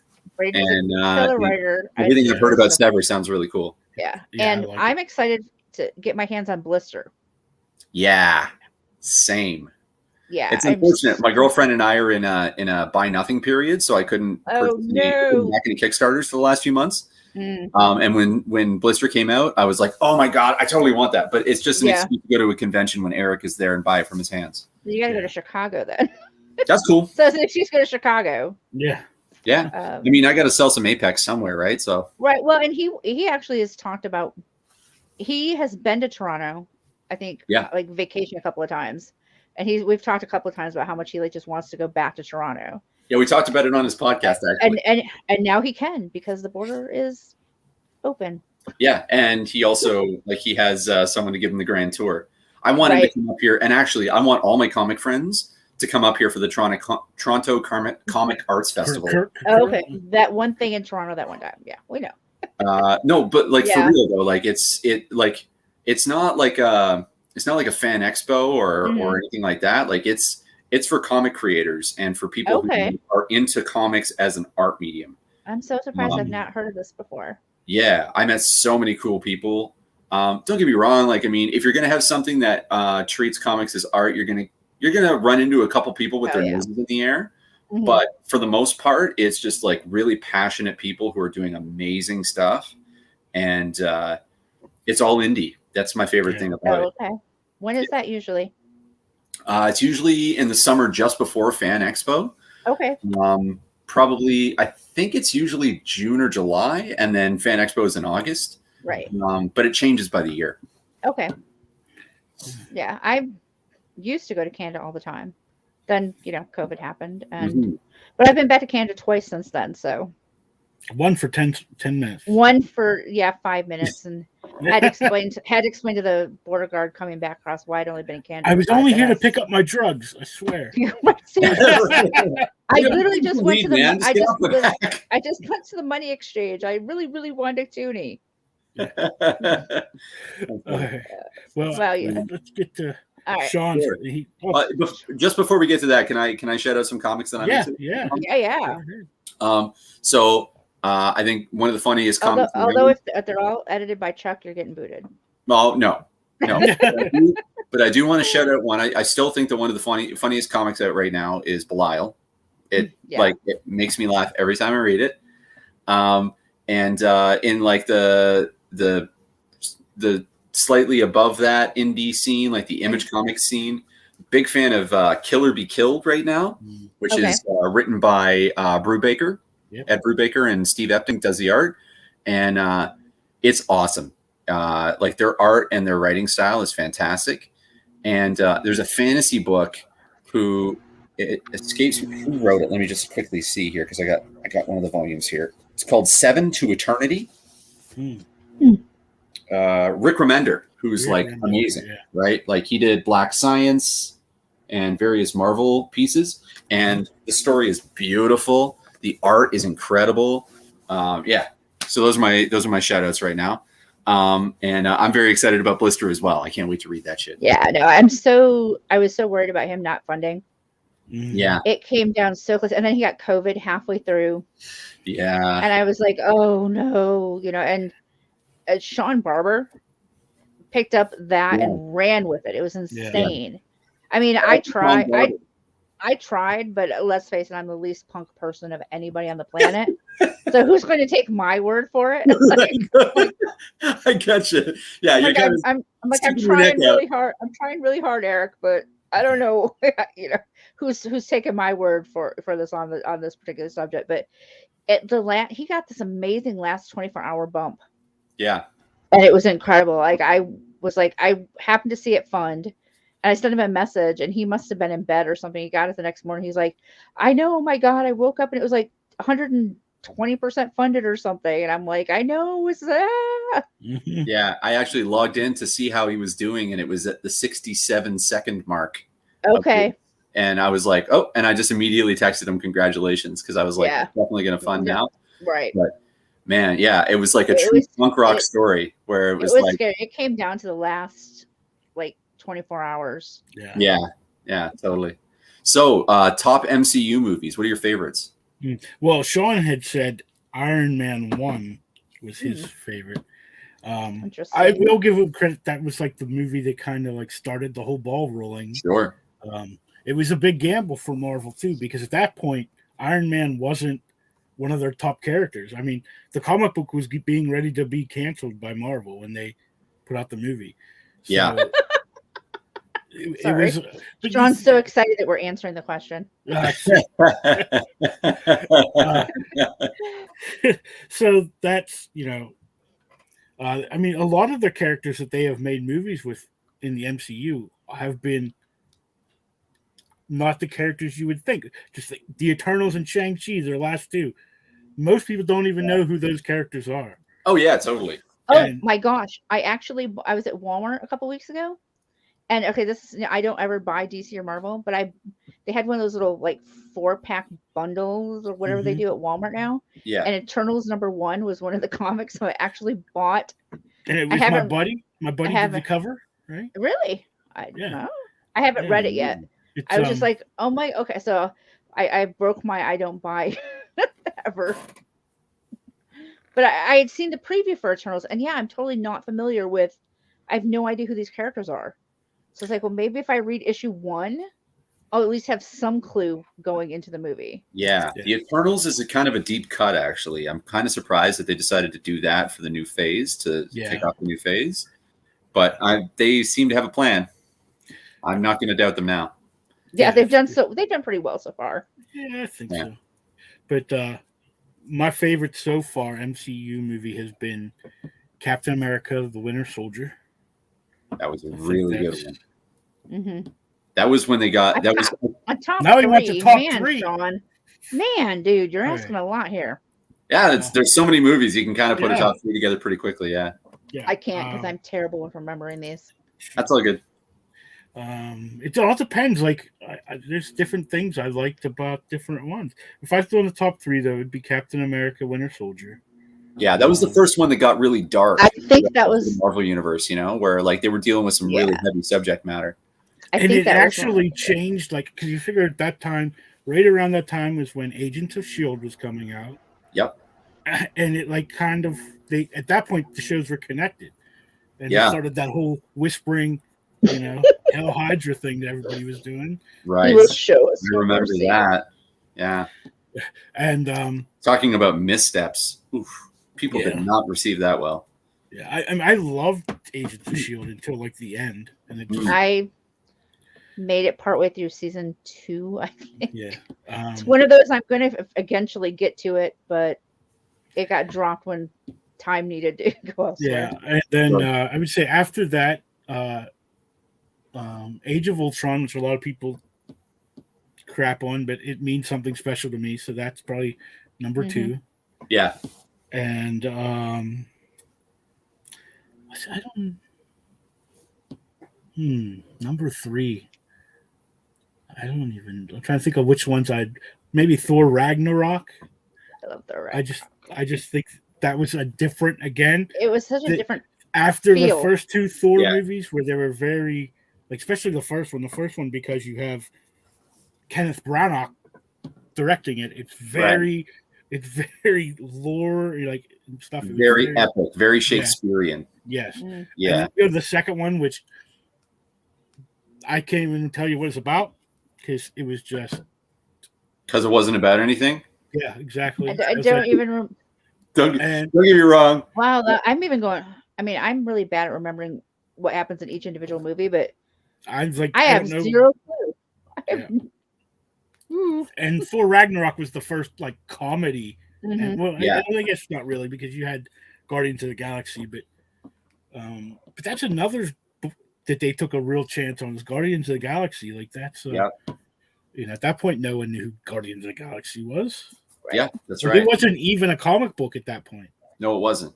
And those characters were just kind of like throwaways. Yeah, they They're were. like They B weren't characters. even the Guardians of the Galaxy. Like, that was just some characters they threw together and gave it that name. Right. Yeah. Yeah. There were random characters that the Starjammers ran into in the 90s. Yeah. Or something, like they didn't have an identity yet. Oh gosh, I can't Yeah. remember the name of the movie. Do you want to go next, Katrina? Well, I'm thinking, and I mean, it's Friday. It's late.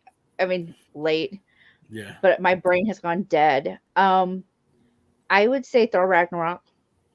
Yeah. It's one I've watched multiple times, and if it happens to be on TV or something, I don't turn the channel. Other ones, I'm like, there's probably something else on. I've seen this. I personally think that the best casting for an alien that MCU has ever done is Jeff Goldblum, because he is an alien. Yeah. Hey, Yeah. he's from Yeah. Pittsburgh. Well, there you go.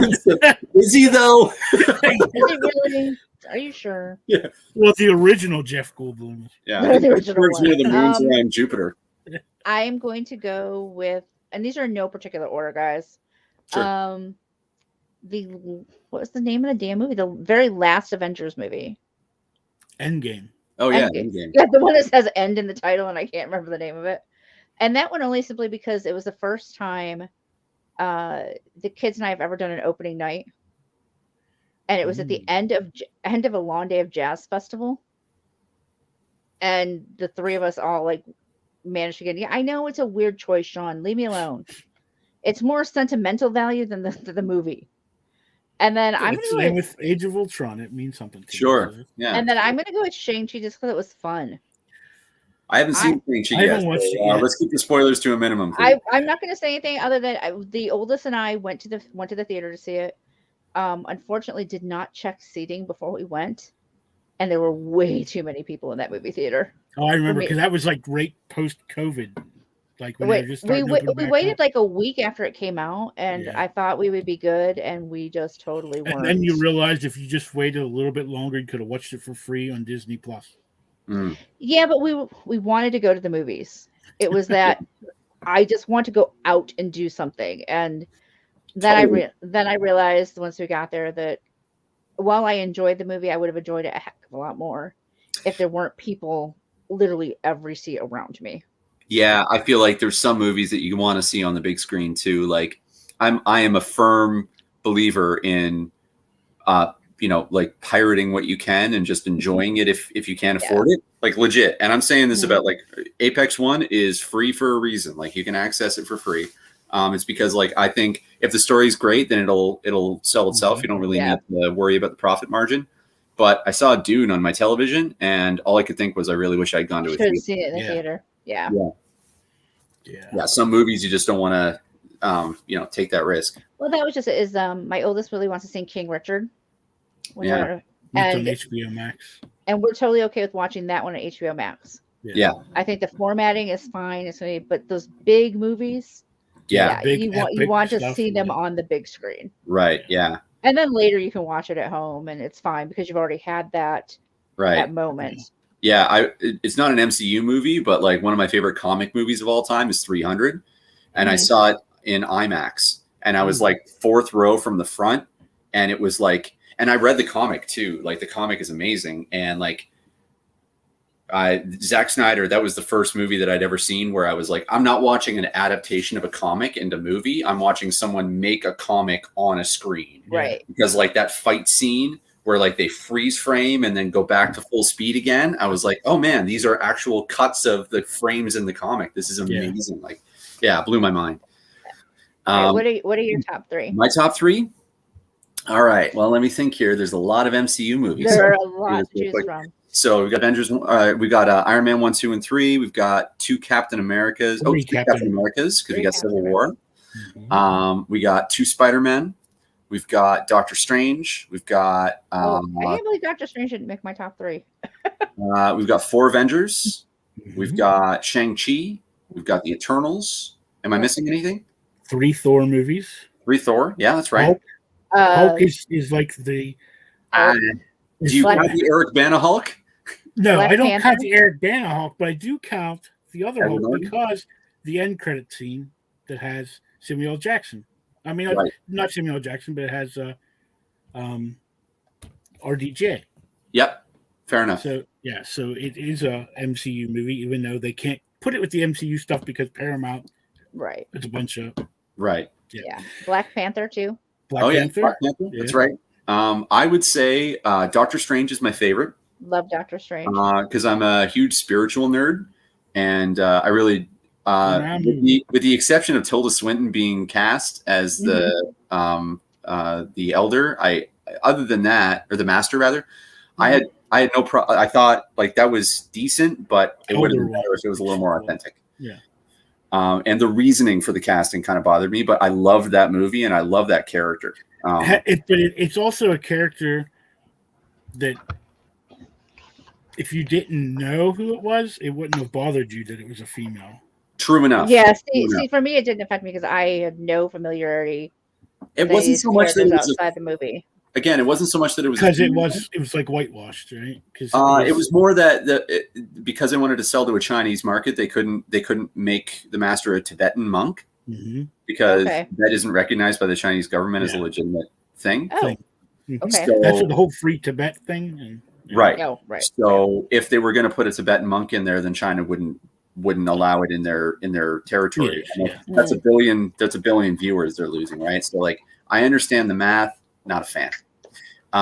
But I still love the movie and I still love the character. And I've done so many deep dives on like ancient magic and stuff. So he's one of my favorite characters. Now,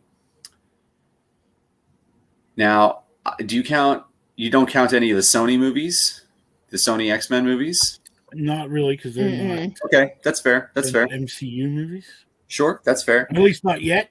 Not yet. Not Give yet. it a chance. Right, we'll see how it goes. Yeah. Then I would say the first Spider-Man MCU movie was that one was Long Way Home, Homecoming.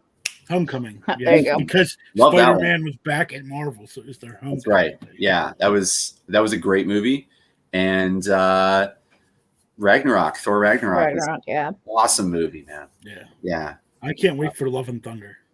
yeah, it's gonna be great. Yeah. Yeah, Well, I'm a big Thunderstrike fan. Actually, I have a Thunderstrike cosplay that I never got to wear. oh I nice. actually made my own Thunderstrike, and so it'd be great to see, even though they're doing it wrong, but it would still be good to see Thunderstrike. I'm kind of honestly, dude. I am just hoping that they have a cameo of Beta Ray Bill. Seriously, I've been waiting to see Beta Ray get thrown into the MCU. Do you know who Beta Ray Bill is, Katrina? Not a clue. He's a horse-headed Thor. No. But it's like a horse-headed skeleton that carries Mjolnir. And his Oh. It's crazy. on Ragnarok, they actually have statues of Beta Ray Bill. Yeah, Okay. yeah. I don't even know I'll who go He's watch he's it. there. invented, He's but yeah. I'll have to watch next time. Or I look want to for see him next time. Frog Thor. If they Sorry, could have who? if Frog Thor, oh yeah, Frog Thor. Yeah, wasn't If- he if- in Loki? yeah. If they couldn't have they had the Loki, the alligator Loki. Gator Loki. No, they had Frog Thor. Very. Oh, that's very right. That's short- right. Because when it goes down through, Right. Yeah. Yeah, You see yeah. Frog Thor in the jar trying to get Yeah. out. Yeah. Oh, right. Yep. Yeah. Yeah.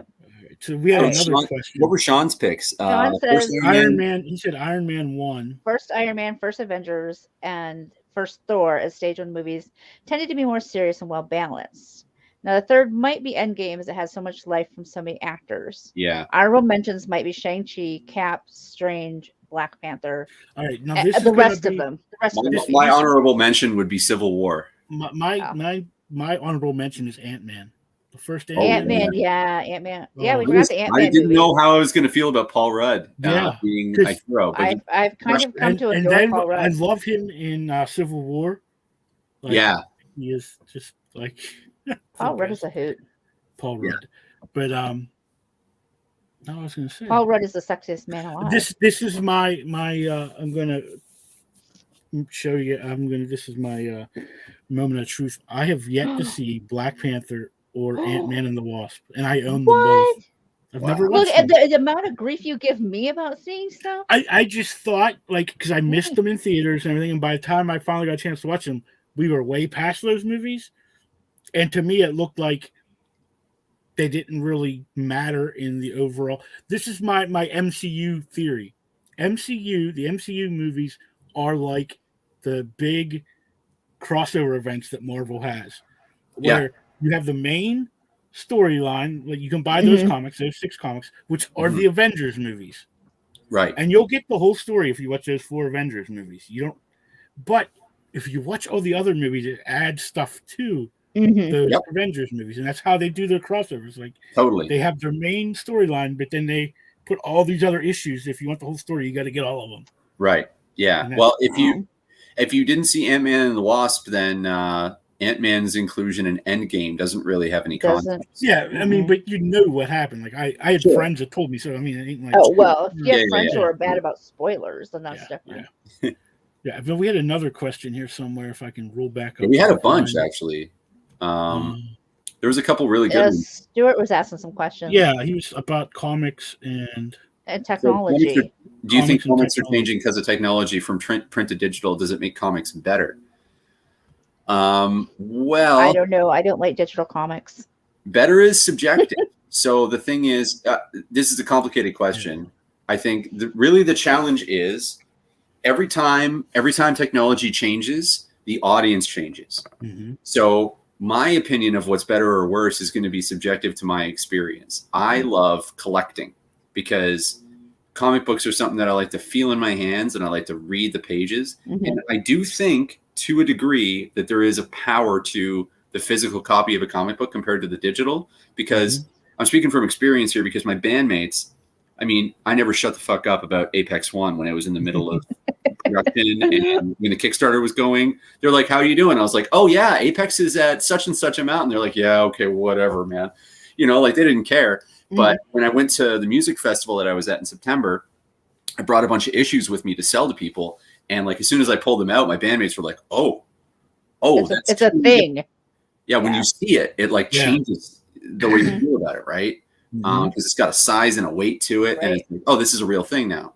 I do think the nice thing about digital being an option now is it does make it more accessible to everybody. Yes. Yeah. Like I said, I live in the middle of nowhere.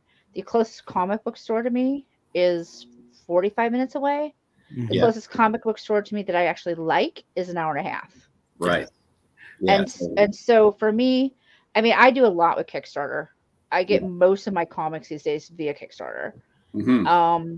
But it also, as far as like when reviewing went, having those digital copies available meant I could send them out to anybody in the world to then review them. Totally. So I think digital has allowed an accessibility that we didn't have before, which is really nice.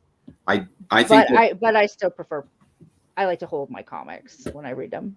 So I think I have two opinions because I'm a creator and I'm also a fan. So as a fan, I think the increase in access is a net good because it means that there's a bigger audience and there's comics that I couldn't have accessed. But as a creator and also as someone who runs a small business, I have watched comic book shops shutter their doors consistently over the last 20 years because they can't sell physical copies. And that sucks because there's something about comics that's more than just reading the issues. It's also about the community that forms around them.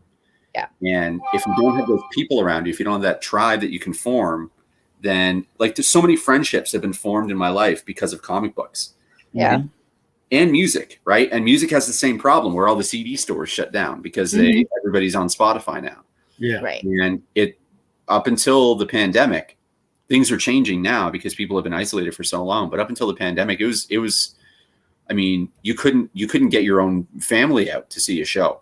Yeah. Because there's just so much information and so much access. Yeah. That like getting them physically out to a venue was very difficult. And I think the same problem happens with comics where it can increase the audience, but it also limits your ability to like create a social group around absolutely. Your passions. Yeah. I'm old, so I always like to have physical copies. Sure. I'm one of those old guys, but I do have everything I get. I get digitally also. Like I can show you, I have 4 hard drives on my computer that's full of comics. I mean, I have gone back and I've got too much stuff. I've actually got the last 21 years of all the Marvel comics. Homie, you could just start a bootleg company. Seriously, I know. I mean, I get it issues and selling them as authentic on eBay. But I like it because I'm one of the before my surgery and everything, and when Courtney was still alive, I traveled a lot. Yeah. And that's what I read. I don't read novels that often. I read comic books, so I could take my tablet when I'm on the train or whatever, and I'd have all these comic books. And still, I have my tablet. I have probably the last 3 months of comic books on there that I take to the bathroom every morning. When I go to the bathroom, I take the tablet out and I'm reading while I'm in the bathroom. No, I mean, when I travel, I usually take one novel and my Kindle. Yeah. So if I finish that book, I've got 500 other books at my fingertips. I don't know if you can really see, but I also have tons of books. Like they're all comics. Like this stack, you can't really see it. This is all Kickstarter stuff that I still have to read. And then I have this stack is all like current Big 2 stuff from the last 2 or 3 months that I'm still trying to work through. I get the hard drive thing though, because when I was I've been reading that. We were downloading for the these are all my website. Batman and I have like multiple. Batwoman. I mean, these files are so small, and I think I've got a couple of terabytes of comics. That's a new Deathstroke series that just started last month. That was an awesome cover. Is that a foil cover? Or it's a foil. And I it's couldn't like tell if it was the screen or it's a foil cover, like a Very cool. Virgin, yeah, cool. And then there's Teen Titans and Titans and Titans. Crime Syndicate, that was a good book too. I have to catch up on it. It was like a 12-issue thing. I always loved these characters. They were like the villain. Yeah, they're like the Justice League. Thunderbolts of DC kind of thing, or Yeah. Suicide Squad kind of deal. Yeah, and I've got tons of that I have to read. And I have like Dark Ages, the Marvel, that new crossover. I heard about that one. Yeah, And if there's a sketch cover, I get it. So nice. There's a black sketch cover they put up for that, and then there's the new Transformers, and of course you got to read Spawn. Yep. So Spawn I got to read. I still have a couple months of the Flash to catch up on, which I don't usually buy the Flash. I usually just read it digitally, but I'm a big fan of Brett Booth. So You make me feel like a casual, man. So everything that Brett Booth does, I buy. So I don't usually back Kickstarters from big name people because I think, why do they need our money? But Sure. Him and Scott Lobdell just did a Kickstarter and I backed their book because I need to have all of his stuff. Right. This is a cool book if you're not reading it. Gotham from DC. Cool. It's kind of I'll show you. It's I don't know how to explain it. It's like the Red Hood, but it's kind of manga-ish. Like it's a. Oh, cool. Oh, that's I thought cool. DC would put out, a book like that. Well, trying to expand their market. This is smart, man. I mean, the movies aren't selling, so they got to do something. So I dig it. And then, of course, like I said, I get every sketch cover: the Supergirl, Right. Wonder Girl, and then I got to catch up on. This is another Stake. I don't know if you read that. That's an indie book. No. Travis Gibb is pushing Stick really hard Yeah, right because now. the new series just came. It was on Kickstarter, and now it's out. It's like the spin-off of this series, Very cool. but it's a vampire kind of story. Pretty cool. Yeah. Speaking of like local indie stuff, Frontier Forever. I don't know if you guys know about this. I believe the writer is named Ben Krieger. Really cool shit. It's like it looks like future tech meets like old school like Lost World, like 19th century dinosaur kind of. Yeah, it's like archaeology with high tech. Yeah. Okay. It looks pretty cool. Yeah.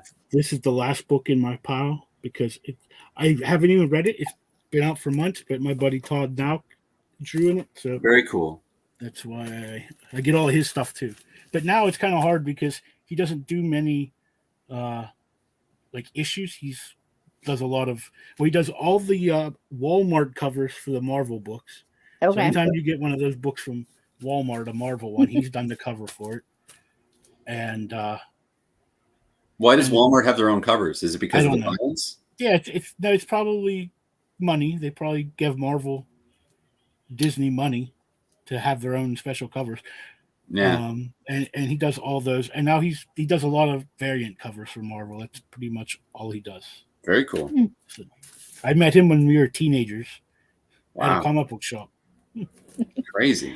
Yeah, and then he went and worked at Image when Image was still like superhero stuff. Yeah. Back when it was Todd McFarlane and Rob Liefeld and that. Yeah, he worked on New Men, Woo. and then he had Wild Hey. Guard, which was his own book. And he worked on a bunch of. Stuart said yens. I know. Do Yuns have physical comics that you will never give because of inspiration? That we'll never Never give to someone else. give up? I don't know. I gave away Belial 1 to the pizza guy, so Yeah. I have a it's- personal rule with physical comics. Comics are to be read, and if I've read them, then the best I thing I give can them to do. my nephew all the is share. time. Yeah. Because he's had trouble. He's 11 on Monday. Yeah. And he's had trouble learning to read. And I had that trouble when I was younger. Yeah. And I just remember last year for his birthday or Christmas, I bought him a Five Nights at Freddy's graphic novel. Oh, cool. Five Nights at Freddy's.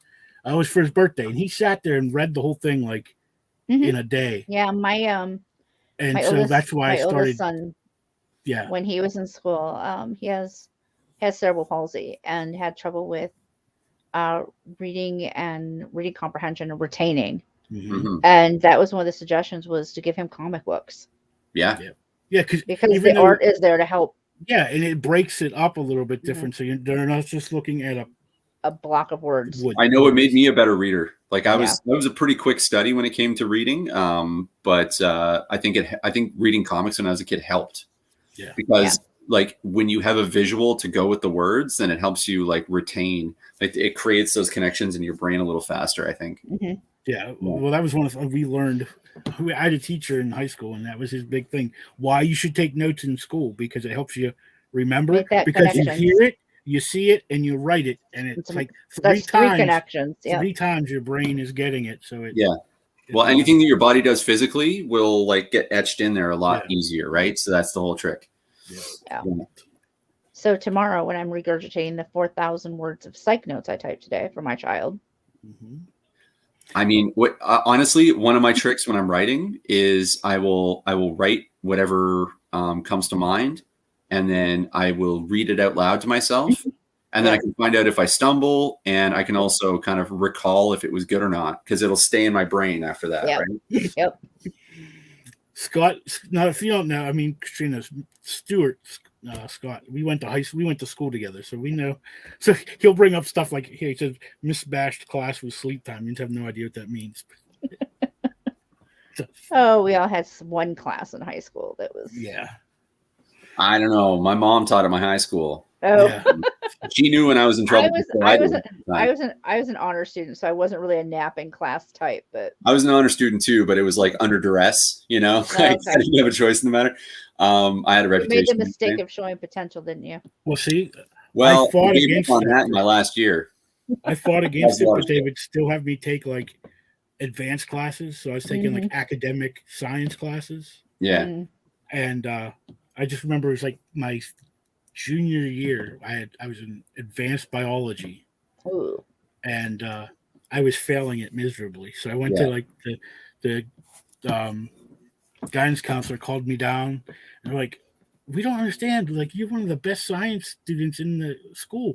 Why are you failing this? I was like, have you ever taken biology? Yeah. I was like, go and look what it is. I know it's chemistry, not biology. I'm sorry, chemistry. Yeah. And I'm like, go look what it is. What is one of my worst subjects? Math? What's chemistry? Math. A lot of math. So they put me in like physics class, and I got like straight A's. So I was like, see, because it's visual. So it's in physics. I wish I'd known you a few years ago. Because physics is all like. I did drag my oldest son through physics, and I couldn't understand it. The teacher actually gave me a copy of the textbook to take home with me, so that I could study it, so that I could try to help the child, and it still didn't help. I could not wrap my brain around it for anything. Yeah, I remember Scott didn't graduate with me because he was a 2-time senior. I knew we knew his physics teacher because my oldest son also worked with the girls' swim team.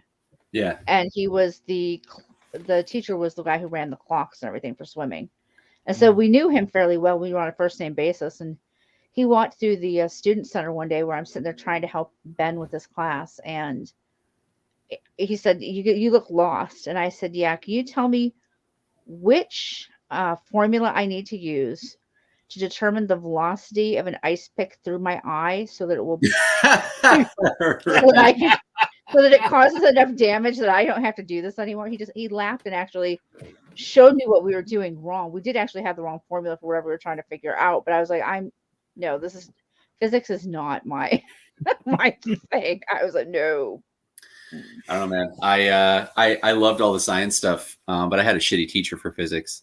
My high school was kind of weird. So I did really, really well in school up until I graduated in grade 12. But Ontario has this weird thing, or it had this weird thing when I was there, where you have a 13th grade. Yeah, I remember. It's like optional, and it's usually just if you plan on going to university kind of thing. It's like a preparedness kind of college prep. Yeah, kind of. Yeah, it's to like take get a little bit of like a leg up before you get into first year university. In retrospect, I did go to university for first year and second year, and I really wish I hadn't done OAC. I wish I had, or that's what we call grade 13 here. I wish I had gone straight to grade 12, or straight from grade 12 into university, because like I took grade 13 to prepare for university, and then I got to university, and they were like, "Okay, so we're going to recap everything you learned in OAC." And I was like, "What was the point of that?" Why did I waste Yeah. a year then? Yeah. I could have just grabbed the Coles notes and moved on with my life. Like, what are we doing here? That's kind of Yeah. we had when I went to school later in life, and so I was one of the old guys in the class, Yep. and we had to take these college math classes. And there was a guy that's like my age, and he has to. It's like the first day he raises his hand, and she's like, she answered. He goes, "I have a question." Now, like when we were in high school, we would ask why we had to take these math classes, and you would tell us that it's going to help us later in life. He goes, "When I've lived a pretty good part of my life, so I'm going to ask you again, why do I need to take these math classes?" I figured out the answer to that. That the answer is to help your own children when they get to those math classes. No, because they're just going to change it on you anyways. They're going to. Depends on what you do. So I thought, like, I remember learning the Pythagorean theorem and thinking to myself, when the hell am I going to have to know what the hypotenuse of a right angle triangle is? Turns out when you build a roof, it's really helpful. That's different. Well, I can see with that, but we're doing. My son's in a math class right now, and we've been doing like multiplying and dividing rational expressions. And I'm like, he's like, when am I ever going to use this? And I'm going to be honest with you, you're not ever going to use this. Yeah. I don't know who would use this. I don't know. Some scientist somewhere? Maybe. Well, let's be honest. A lot of the reason that we're all able to do this live stream and communicate from all different parts of the world. Because somebody knows how to use it. Because of all those nerds. So, thank you, nerds. Thank you. I appreciate all of you who are good at physics and do all that stuff. I went to school for IT, and I know there was kids in there. They got all worried because they couldn't figure out how to do this and how to do that. And where we went, they were all like professionals who taught us. They weren't teachers. Right. There were people who worked in the. And he's like, I'm going to tell you that for a few years. He's like, I'm going to tell you right now, don't get hung up on knowing how to do this or how I'm showing you how to do it. Just learn the terms and know what it means, because when you go get a job, they're going to show you how to do it the way they want you to do it. Sure. But you have to know what you're talking about in the interview to get the job. Right. Totally. Yep. All right. Well, it's been 2 hours in a bit. So is there anything else you guys wanted to add before we wrap it up for tonight? How long do you guys usually go? So we're tired of going. Yeah. Well, it all depends, because after we get off, me and Katrina is still going to be on here till 3 a.m. anyway. No. Fair enough. Well, that's what we always say. As long as it's not 6:30 again. Oh my God. We were on Russell Allen's show the one night, and I don't know what time the show ended, but I just remember someone said they had to be up at 6 o'clock. Was that? I don't remember. Someone said they had to get up at 6 o'clock for work, and it was like 6:30. Me and her still on. I was like, well, so and so's up for work. So for work. Like, okay. I think we should go to bed now. So bad. I was so tired. And you had to get up early. Like I had to be up for something, and I got through whatever it was, and then I think because football is almost always on my TV. Go into a game, and you had to get up. Oh wait! Oh yeah! Oh my God! And I missed. Okay, I slept through the first. So. Well, I definitely can't. I can't do that late tonight. College game day was going to be at the football game he was going to, and he wanted me to watch to see if I could see him and his brother in the crowd. And I got up and promptly fell asleep on the couch and slept through the first 2 hours of the show while they were there. Who cares? Really? He's like, we were way in the back anyway. It wouldn't. And I worked so hard to make him a sign, and he forgot the sign in the car. So I was like, he's like, it's okay. You didn't sleep the actual game, did you? I was like, no, I was away for the game. Yeah, I was watching for a sign because I always watch game day. But it was a good sign. My printer and I worked very hard at it. Not really. I had sent 2 photos to the printer, and I taped them on to either side of either corner of the poster board, and then wrote "Punt Michigan Punt." That was in not very good handwriting according to him, because it was kind of crooked. But I had it on the couch. They better win tomorrow. Not enough space. Oh my God! They win tomorrow. It's going to be very loud at my house either way, because this child is a diehard fan. And if they lose, Ohio State. They're playing Ohio State, which is and if they lose, then I won't feel so bad next week when Penn State has to beat them. when Penn State has to beat them, or when Michigan loses to Ohio and we State lost too. Ben. And there goes Ben's like, what are you two talking about? College football. We're in uncharted territory now. You want to talk about Football. comics? I'm here for it. But Football. yeah, as soon as you start talking college football, I've And lost the plot. Scott wants to know if he can be my future ex-husband. Yeah, I see that. Sure. But That's a I weird guess you have to get request. rid of his wife first. I mean, yeah. How does your wife feel about that? Yeah. No. But, all right. Well, Yeah. And on that note, this has been quite a show. Yeah. Thank you for coming, Ben. yeah, it was fun. Thanks for having Why me. does This is my a blast. computer keep bringing this stupid thing up? This Your was wife's our wife's last show husband until sucks. 2022. Scott's wife's husband sucks. Well, it's been an My- honor, and I genuinely appreciate you guys giving me the opportunity to do this. And you guys are amazing. What you guys are doing is like it's helping all of us, and it's bringing a much needed spotlight to indie comics. And I appreciate you guys. You guys are part of the reason why I'm a comic creator now. So I'm just trying to pay it forward. Yeah, welcome to the family. Yeah. Thank you. Try not to be too crazy. Yeah, well, you know. No, Because it's. I've already you will be encountered crazy by the time you leave. So. I've already All right, encountered all right. So that's a good little question. crazier, So so Scott wants to know where he can get Apex. Where can you get Okay. Apex from? So you can get it on Linktree. I'll add it in the comments after we wrap this up. But yeah, it's free. The digital is free, and if you want the physical, I'm gonna get a shop ready to do print on demand. But I'm not there yet. I'm focused on getting Apex 2 Kickstarter ready. But once the Apex 2 Kickstarter is ready, which should be going in the new year, I'm going to be giving away Apex 1 to everybody that backs it. So everybody will get both copies. And whenever you're Right. ready, I'll still work on that cover for you. So. Okay, so here's Oh, a yeah. question. What do y'all do when this happens? What is that? Yeah. Is that the German one? It's the German Oh. one. Okay. Yeah, I was like, so why? I- is that all- 2450. That's the price. I had one return. I contacted the person. They didn't respond. I called it a day. I'm going to contact her. The problem is that all the stickers are in German. Yeah, but So I have it no probably idea got held why- up somewhere. I have no idea and why it got returned. So maybe they I'm going weren't to. taking mail from America. And Yeah. I Well, never didn't hear know that with about COVID. Germany, but it could You have never know. been just a slight typo in the address, and Wow. instead of going to Hinkelflicken, it went to Hinkelflocken. You don't right, really know. yeah. I'm going to get in touch with her. I mean, maybe what yeah, the maybe hell? there's a Look at this. number wrong It's on like the address. ate it. It probably is that. Yeah, you don't know because And all the it things flew are across the German. world twice, so a little scratch Right. is pretty decent. Yeah, it's been around the block. If I go back in time, I could probably read that, but my German's a little rusty. I Yeah. never spoke it. What I'm gonna do is when I contact her, I'm assuming she speaks German, so I'm gonna take a picture of the one big sticker on here and see if she can understand if there's a reason it got sent back. Yeah, sure. I just Google Translate's a thing too. You could find out. that's true. If I can find my glasses so I can read it. I've misplaced my glasses and I'm Guten Morgen. really that some of this print's getting smaller and smaller. Yeah. But yeah, that was fun. It's the only one that was returned, so knock on wood.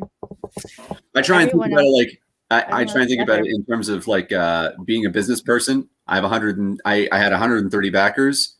One got returned. That's less than This one was failure. yeah, All right. yeah. I just wish if one was returned, it wasn't the $25 one. Yeah, right. Yeah. I mean, I The wish big it was ones. like the $3 package that came back to me. But Well, at least it was only $25 and not like $40 Yeah. or $50. Like you're lucky sitting in Germany only cost you $23. yeah, it's well, that's my concern too. Is rates have gone up for the holidays. Yeah, they So have. if Well, we now do they're gonna have wait to till after refund the it. holidays to get it.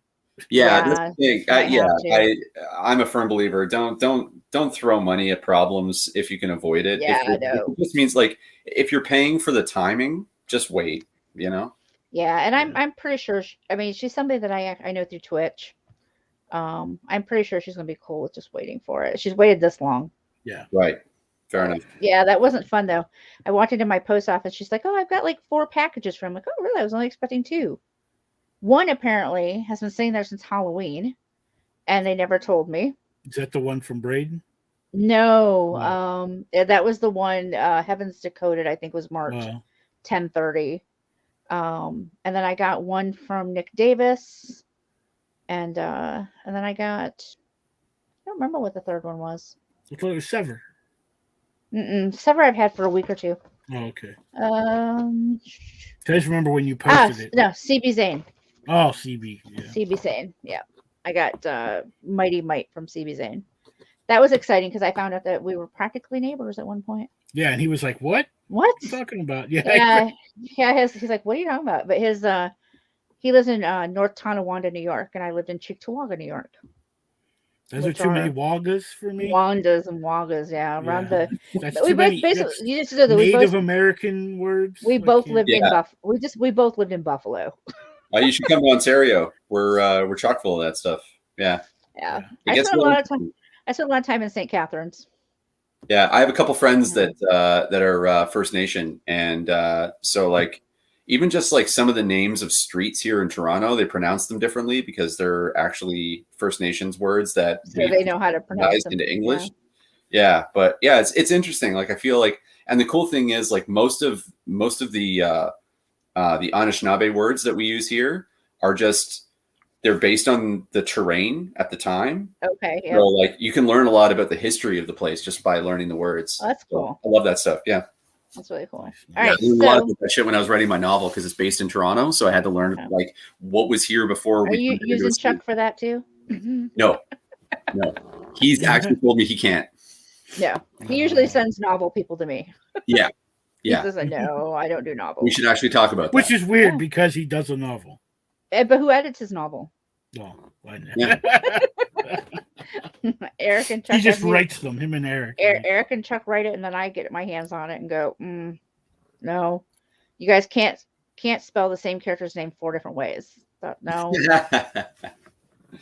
Maybe he's just testing you. That sounds like a test. Yeah. Are you paying attention to what you're doing? Then you got to ask him, okay, which one of these is the correct spelling of this name? I picked one. I went, okay, I went through and I'm like, okay, you've used this same one like 3 times, and then these other ones just like once. I'm going with the one that's 3 times, and if you don't like it, well, you can go through the whole book and change it. This is what we're going with. Next time you get it, it has a completely different name. Yes, next change his name to Tom. Right, next time his name is Bob or something. Yeah. I'm like, who the hell is Bob? Oh, don't you remember that was so and so in book 1? No, there was no Bob in book 1. Change their name. Yeah. All right. So this is it for us, guys. We are done until after the holidays. Yeah, and we're taking a break and doing life stuff and stuff. Yeah, hopefully I'll be in my new place by then, and I won't have to hide all the crap behind me. Hopefully, I'll have heat by then. Yeah, that would be nice. See how it would be January. Yeah. So knock on wood. You'll be in my thoughts, Katrina. Yeah. That's of course, it goes out right before Thanksgiving holiday. So I rent, and like Monday, I've got to get in touch with the landlord, and it's right before the holiday. So it's like, look, guys, we have a little space heater. We can get through until afterwards. Please don't spend $1 billion on somebody over the holiday weekend. Yeah. And then, just then my rent. Then after my that, rent you can can't think afford about it. fixing the kitchen. So then the kitchen floor. We need Ben to come live near me, so I can just hire Ben to fix all my broken stuff around my house. That's what people do. They hire me to do that. It's a common thing. Yeah. I need to hire a wedding this weekend, and they're like, so what do you do? Like, just standard questions that you ask a stranger. What do you do? Right. I'm a handyman. Oh, where are you located? Oh, well, let me give you my address. Can you come tomorrow? Can you come tomorrow? The day I need a whole. Can you buy me a drink first? I need a furnace and a whole new kitchen floor. So. Oh wow. Yeah. The owners are not going to love me. That's something I can do, but the commute would kill me. Probably. Yeah, I don't know if there's. Are you allowed to bring your tools over the border? I'm really not sure how that would work. We would find out. Yeah. Yeah. So you guys finished for the year, I guess. This is it for us. Our season finale, 1 year anniversary show, and we'll be back sometime in January. We'll be back. Quite decided yet. And I'm sure, hopefully by that time, I'll have a Kickstarter going again. So Hopefully Well- by then I will not. I'm actually doing another 1-year anniversary show next Monday. I think it's Monday with Josh Pantalaresco. Okay, yep, with Josh. Yeah. Let me just double check that. Yeah, on Monday with Okay. Josh. And that's his 1-year anniversary of being on Twitch. No. Okay. So I'll be celebrating that with him. And then December 21st on With Terrible Chuckles. Cuts. Yeah, and that will be the Chuck roast for the year. Woohoo! Yeah, I'm excited. Nice. I'm excited. And for I that. will be on Russell Allen's show tomorrow night. So. Oh, fantastic. I was not asked this week. What's up with that? I What's tell up him with that? I'm What's telling up with that? I'm telling him I take 1 week off and then I'm out. Yeah. See? That's all right. I need to finish this book. You just gotta I got a book to finish. Then I'll start putting up a fuss. Yeah, fair enough. Once I finish this book and get rolling, because I have a child who backed my Kickstarter so that he could get the book for his little sister for Christmas. Oh, that's so sweet. And so now he's like, you will have the books by Christmas, right? And I'm like, Right. yeah, if I can get this last 7 pages written over the weekend. I'll write them for you. Just send them. With just somebody else. I'll Well, it's got ghostwrite to- them for you. It Some- might not be appropriate for a children's book. But Well, it's gotten to the point where, because I've just been so busy, I sit down to go to write and I'm like, I don't know what to write about. And so I, like when he was a kid, this whole thing started when they were kids and they would pick toys and have him tell them stories about the toys. I actually will ask him, all right, give me a character. And he'll look around the house and go, that one. And I'm like, okay, now I know what I'm writing about. That's So cool. he may get an extra dedication acknowledgement in the front of the book for helping me out with this one. But yeah, so that's my upcoming plans, is to finish this and get it off to the printer and hopefully get it back in time. I realized miraculously today, like mind blowing, that even though the book isn't done, I could get the prints and the bookmarks done. Like, I don't know why it just occurred to me that I didn't have to wait to have the books to print to get the other stuff to print. But yeah. this is Or- the or way like my me, brain I've works had, lately. or be like me. I've had all of my stretch goal stuff printed for a year, laying down here waiting for the books. That's Yeah. how it goes sometimes. Yeah. Yeah. So So- yeah. Ow! So James All is right. gonna injure himself, and then we're gonna I go. am. Yeah, we're gonna go. So again, Ben, thanks for coming by. Yeah, it was Thank fun. you. Yeah, this is a blast. Yeah, And next time when you get Apex 2 out there, let us know. Oh yeah, or even before that. Like we like Yeah. to have some hangouts sometimes. We bring in about 10 people. And Well, we just have some fun. If you don't mind, I got a bunch of other shit going on that maybe people would be interested in. That's Oh, not Yeah, because I'm in the next season. I'm trying to expand from just comic book creators. I want to bring in some cosplay people, some other, Maybe Cool. Some, Just, maybe uh, some prose writers. some Yeah, real I'll do that authors, Real like that. authors. That's real right. authors. Not like Chuck. Yeah. Yeah, not like Chuck. I think he's Well- on Russell Allen's show tonight. Actually, I think he is. I think he's yeah. gonna something So awesome. there, Yeah, that's he's probably over what there he's right doing, too. now. We talking to Russ. joked that I made Eric a real artist because he does my covers for me. Oh, okay. And so when he did the cover for Tales from the Toy Store, my first book, it went up on Amazon. We didn't Kickstarter or anything. We just went straight to Amazon with it. And his family bought it. And he's like, I think more of my family bought that than ever bought my book. And Yeah. they were all like congratulating him For being in for a real being book. like Oh yeah, no, it's a running. having a real, a real art gig or whatever. And so I joke, and then we tease Chuck that it wasn't for him Eric. knowing to, or no, we chase Chuck. Oh, that- without him that knowing without two Eric and authors. I, without him already knowing 2 authors, he would never have gotten where he is. Partly true. I know Chuck. Oh, So Yeah. I'm indirectly responsible for all of Chuck's success. there we go. Well, Well, congratulations to you, Katrina, for Chuck's Yeah. success, I guess. Oh no, look, his Chucky's back. that's it. I went off and did an hour-and-a-half show, and you're still going. Yeah, this That's is what right. it means to have an actual conversation with people. Yeah, Chuck. That's what happens when people actually like you, Chuck. Oh yeah, no, he's gonna call me and he's gonna give me shit later on.